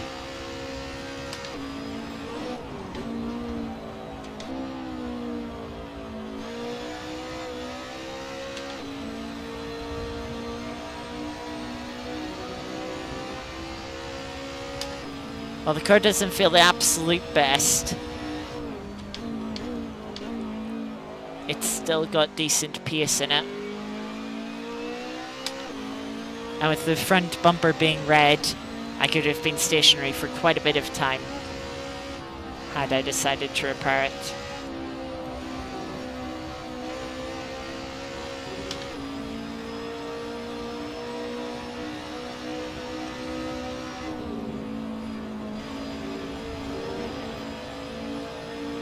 Could have been a bit braver through that final S's. Overshoot the hairpin a little bit, but the car we were passing was still quite early on the brakes. I don't think they wanted to fight that too much. They've seen the pace that we had and were like, yeah, just carry on. 13 seconds now to catch the car in front. There is a yellow flag up ahead. I believe that's for... Oh no, that is for position as I run in deep. That puts us up to 22nd. We do have a lapped car between us and the next car, so hopefully they don't hold us up too much.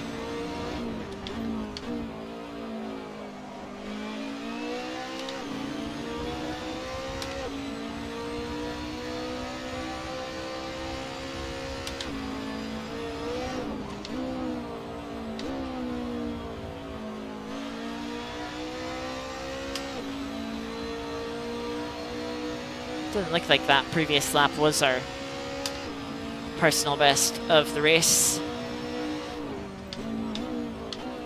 which is then a little bit disappointing that I'm not sort of 3/10 up on this lap again. We're 10th up now.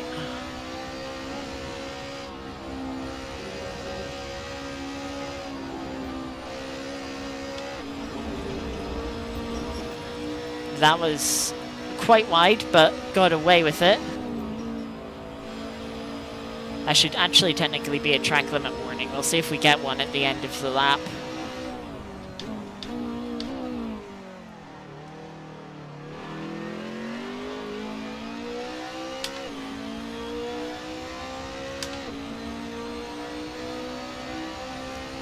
Definitely had all four wheels off the track and gain time. Nope.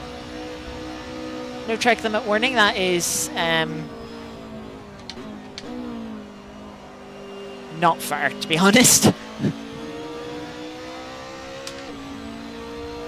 But will help in our pursuit for any car in front that we can try and catch up to. And this is a better start to this lap. Now, while our previous lap was quick, it wasn't valid, so our delta will still be based on our previous fastest lap.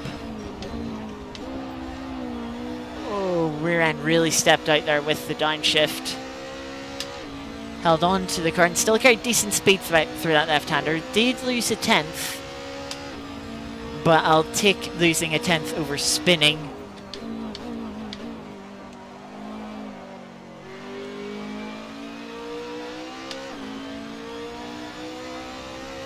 As I said, hopefully this lap car doesn't hold us up too much. They just bail on making that right-hander, which is a good decision given the line that they were on. They were on a very poor line to try and make that corner. Definitely would have held us up. So appreciate the back marker there just cutting the corner. Definitely the best way they could have let us through there.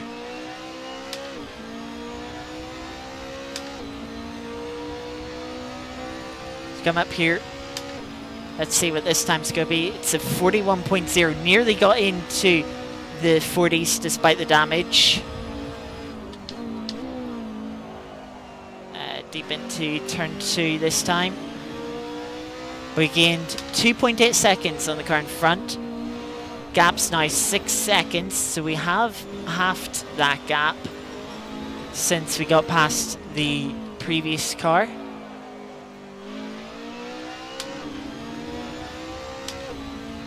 But then it's a further 19 seconds to the car in front of them.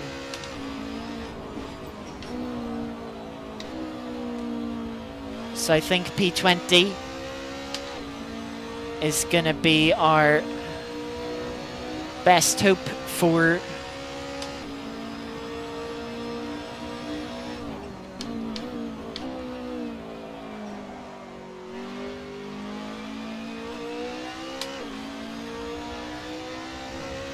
this race. We can see the car we're chasing down through the S's here. Not a good run through the S's, to be honest. You can see our delta well back to down where it was on previous laps.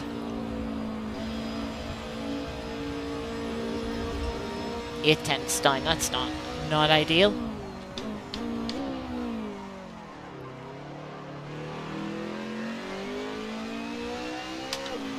Good hairpin though, picked up a 10th. That 10th could have had us in 40s last lap. But we still gained 3 seconds on the car in front. Looks like they're struggling for consistency a little bit and had a poor lap themselves.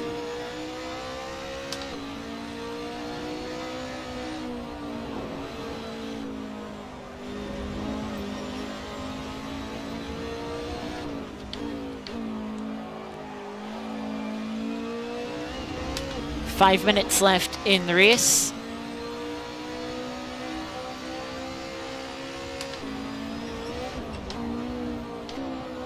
But we should catch up to the car in front. Maybe at the end of this lap, but definitely next lap if it isn't this lap.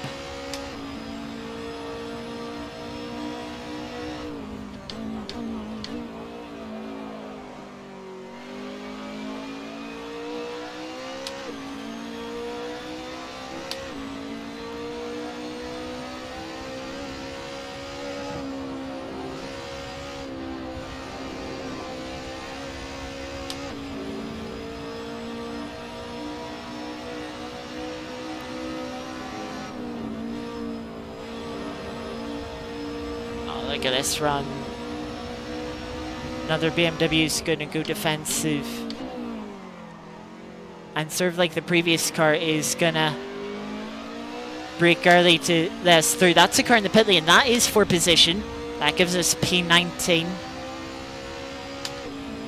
But now we have 23 seconds to close into the car in front. There's only 4 laps left in this race.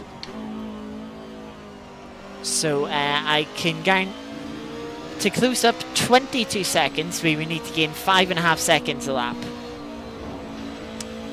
We gained about 1.5 last lap, so we need another 4 seconds a lap. And that would still leave us a second short, let alone passing them.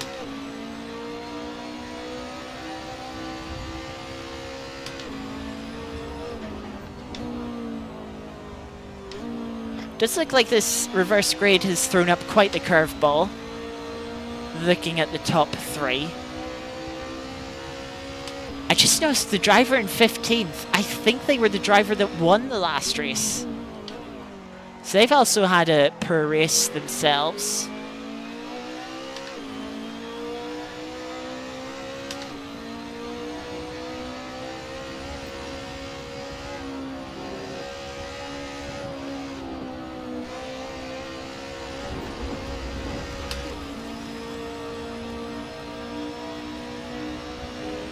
I will say I'm struggling a little bit for consistency with the damage. While I can just extract the pace out of the car still over 1 lap, then it's sort of like the next lap, oh no, I'll struggle, I'll fall back a bit with the damage, and then the next lap, oh, I'll find the pace again. Kind of seems to be the theme of the race. 2 minutes left in the race, we'll have 3 more laps.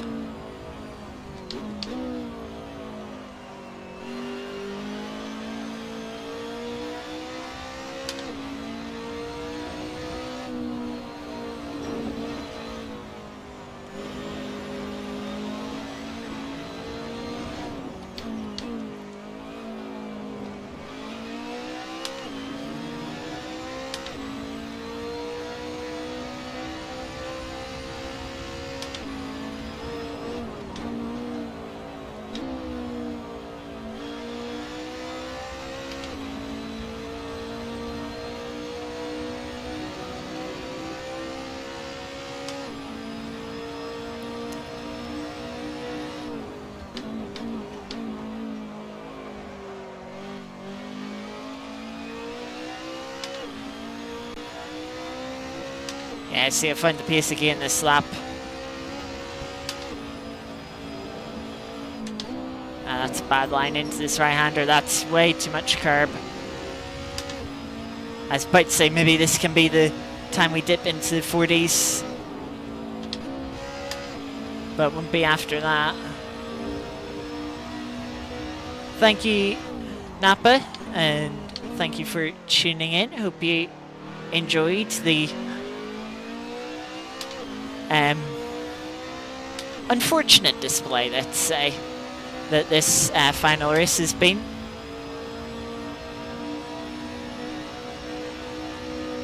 Unfortunate mistake for myself at the start, and then unfortunate damage we got from a light tap. Definitely more damage than we should have got.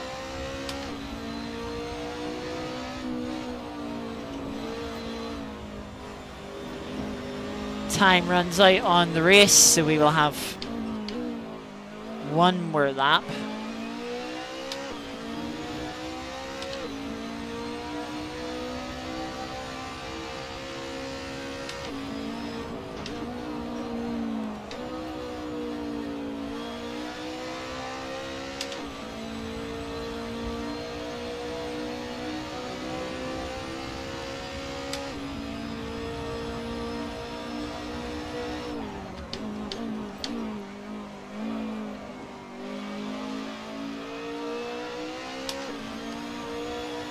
Little bit of a slide there, lucky held on to it this time, unlike last race.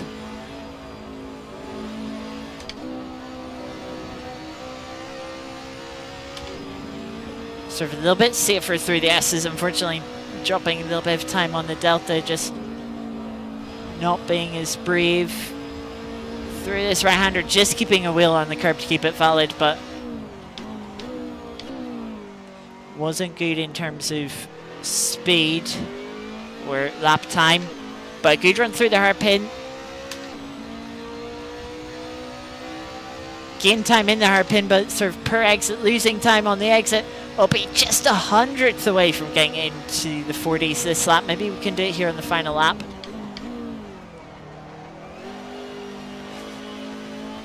Good run into turn 2, but slow on the exit.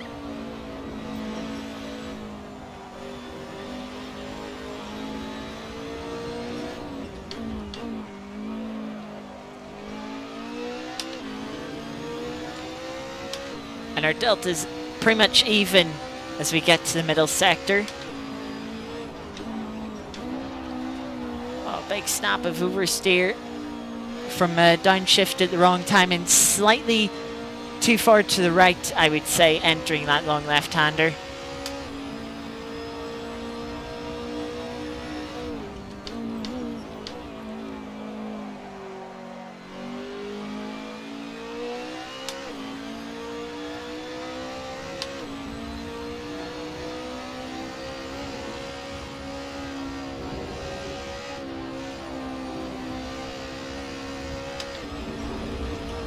Really pushing through the S's, making up a little bit of time on the Delta. But I don't think it's quite going to be enough. Oh, that's going to be invalid.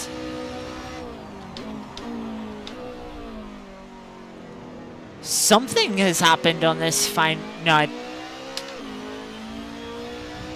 we did pass one car for position there. Do ignore the positions on the leaderboard. They kind of, as people RTG after the race finishes. Bonk. It kind of messes up. But we did gain a place there. 17th. Yeah, we got up to 17th there in the final lap. Yeah, maybe someone ran out of fuel.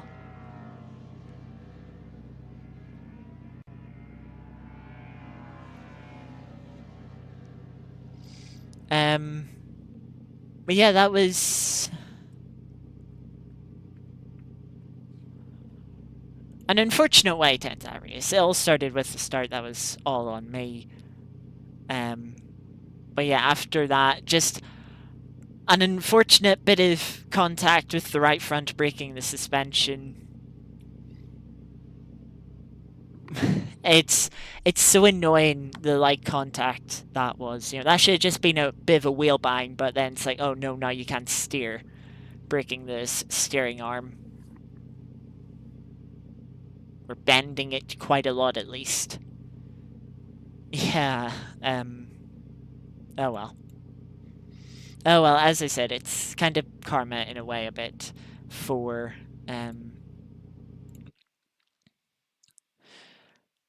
the start.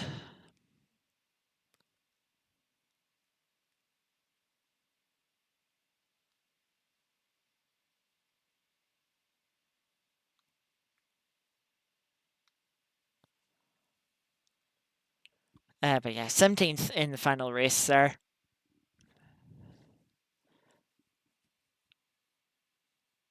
Show good pace. Yeah, the pace wasn't too bad. It wasn't front-running pace. Certainly not as close to sort of the quickest times as we were in Suzuka, but closer than we were at Donington, which is a plus. That is a plus. I never mentioned the success ballast. You might have noticed we had 18 kilos there. We had 24 at Donington, so 6 kilos less. That might have helped a little bit. But, you know, there's people up there at the front that have way more ballast than I do, so which is a little bit concerning. But yeah, that's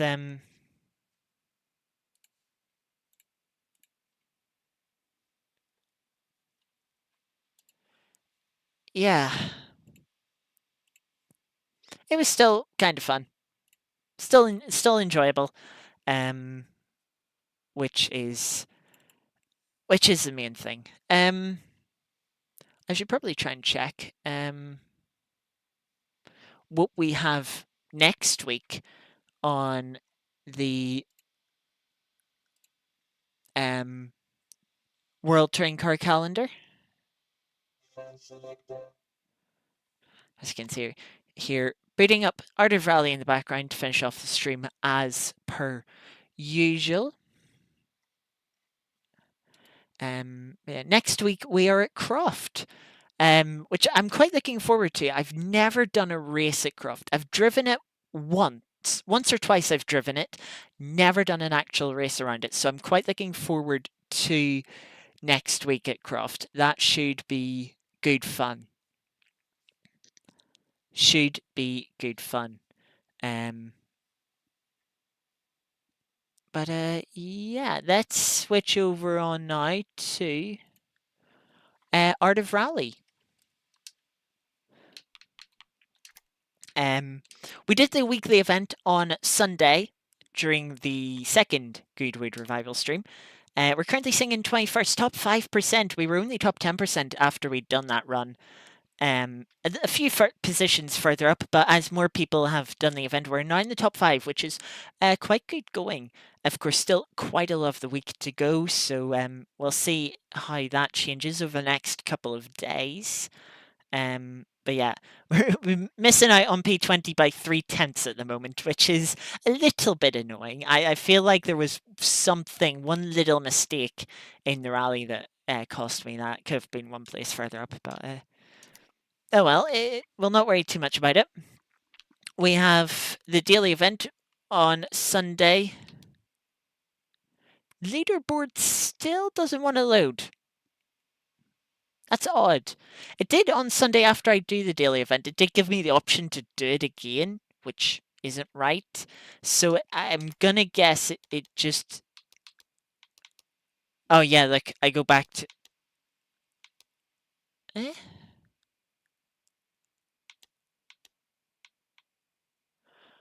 Yeah, I did it on Wednesday. I did it Thursday.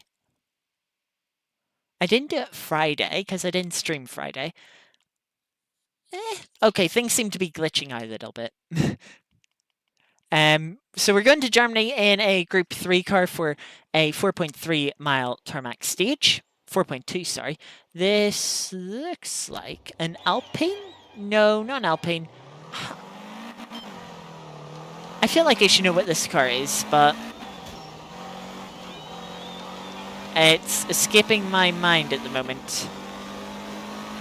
You're reasonably knowledgeable with cars, course, so I wouldn't be too surprised if you know.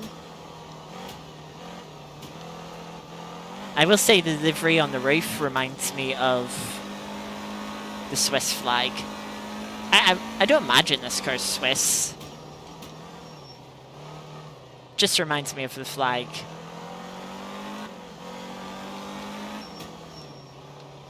Of course, the white cross on a red background.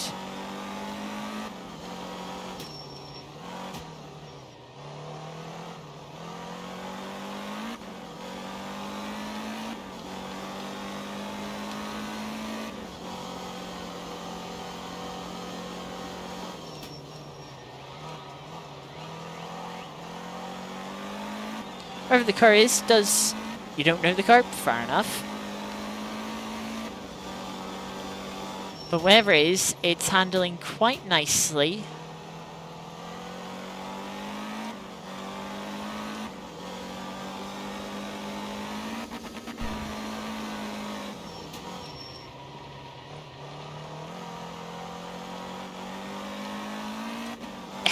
This shape does feel familiar to me, but the name really isn't coming to me.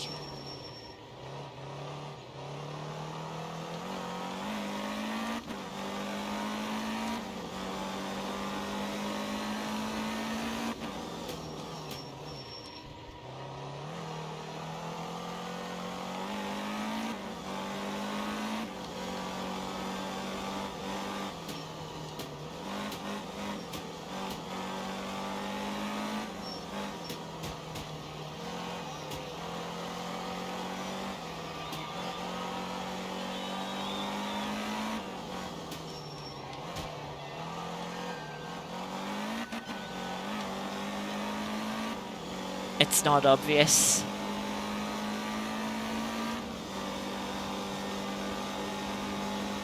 I feel like this is like maybe more of a muscle car that went rallying. As oh, we're all right at the end of the stage. A stage kind of flew through. 236.5 was a little bit messy at a couple of points, but wasn't too bad. Finished 25th, just under 8 seconds off the current fastest time with a couple of hours to go just. I am curious. I wanna try and see Mazda RX-3. To be honest with you, I don't know what an RX-3 looks like. I really want to see. It was Group 3, was it? No, it wasn't the Zetto. It no, it wasn't that. It was this thing, the Pebble V1, and there's the Pebble V2.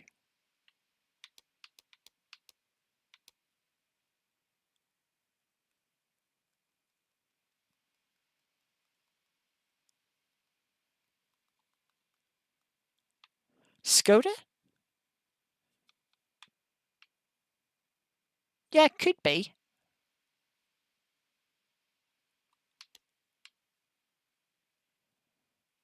I would assume the V2 is then also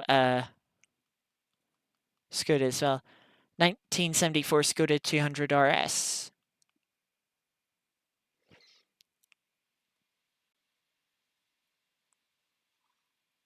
Looking at the car list right now. What is that flag? I should know what that flag is. It's not Polish. Is it Czech? The flag for the car nationality?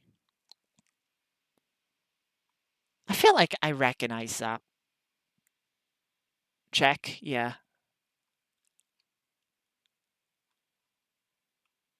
Czechia. Yeah, I did remember that correctly at least. Yeah, at least we got down to that mystery. So we did. But yeah, that is going to do it with the our Rally Daily event done. I've got a couple of things to do tonight, so can't stay any longer. We've already done the weekly event. So yes, I was going to round today's stream off. Tomorrow we have what do we have tomorrow? Tomorrow we have the Genetic Cup round 3. Continuation of round 3 of our weekly series. Round 3 of the Genetic Cup at Snetterton. Snetterton, not one of my favourite tracks, especially in GT4 cars. I enjoy it more in GT3 cars when you've got the grip, the downforce. Czechoslovakia, yeah, and then they separated at some point. Actually, when I was in high school or secondary school, whatever you want to call it, I actually had someone from Slovakia in my class.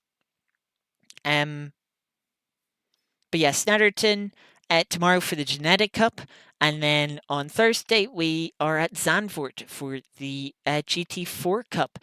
Both those streams starting 7:40 p.m. BST UK time, or 20 minutes to 8 p.m. Then on Saturday we are gonna have a Pikes Peak BeamNG stream. Is the final day for cars that are being made in automation for that. There is currently 10 cars that have been made. Hopefully we'll get to see all 10 cars run tomorrow. Run tomorrow? Saturday, sorry. But it depends. We'll see. And there's still just over an hour and a half for any last minute cars to be submitted. But yeah, we'll have that event to look forward to. The sign-ups for that are opening tomorrow, so don't know how many people are taking part in. We'll only know that on Saturday. Sign-ups only close a few hours before that starts. But yeah, hopefully we have a good turnout for that. But yeah, should be good fun. And there is a little bonus race planned for that stream as well. So yes, we have that to look forward to. And then next week we'll be back, our usual weekly series, Tuesday, Wednesday, Thursday. The World Touring Car Cup will be heading to, as we mentioned earlier, Croft. So yeah, that should be good fun. However, that's going to do it for today's stream. Thank you all very much for being here, Cora and Napa. In the second half, Caroline, Artie, and Ebel Games are there on in stream. Of course, to anyone else that's been lurking throughout the stream, hope you enjoyed. Hopefully, we'll see you back for the streams to come in the next couple of days. If not, maybe see you around for the BeamNG stream or later this week or the streams next week. But yeah, until next time, take care. Thanks for watching, and yeah, see you next time. Bye bye.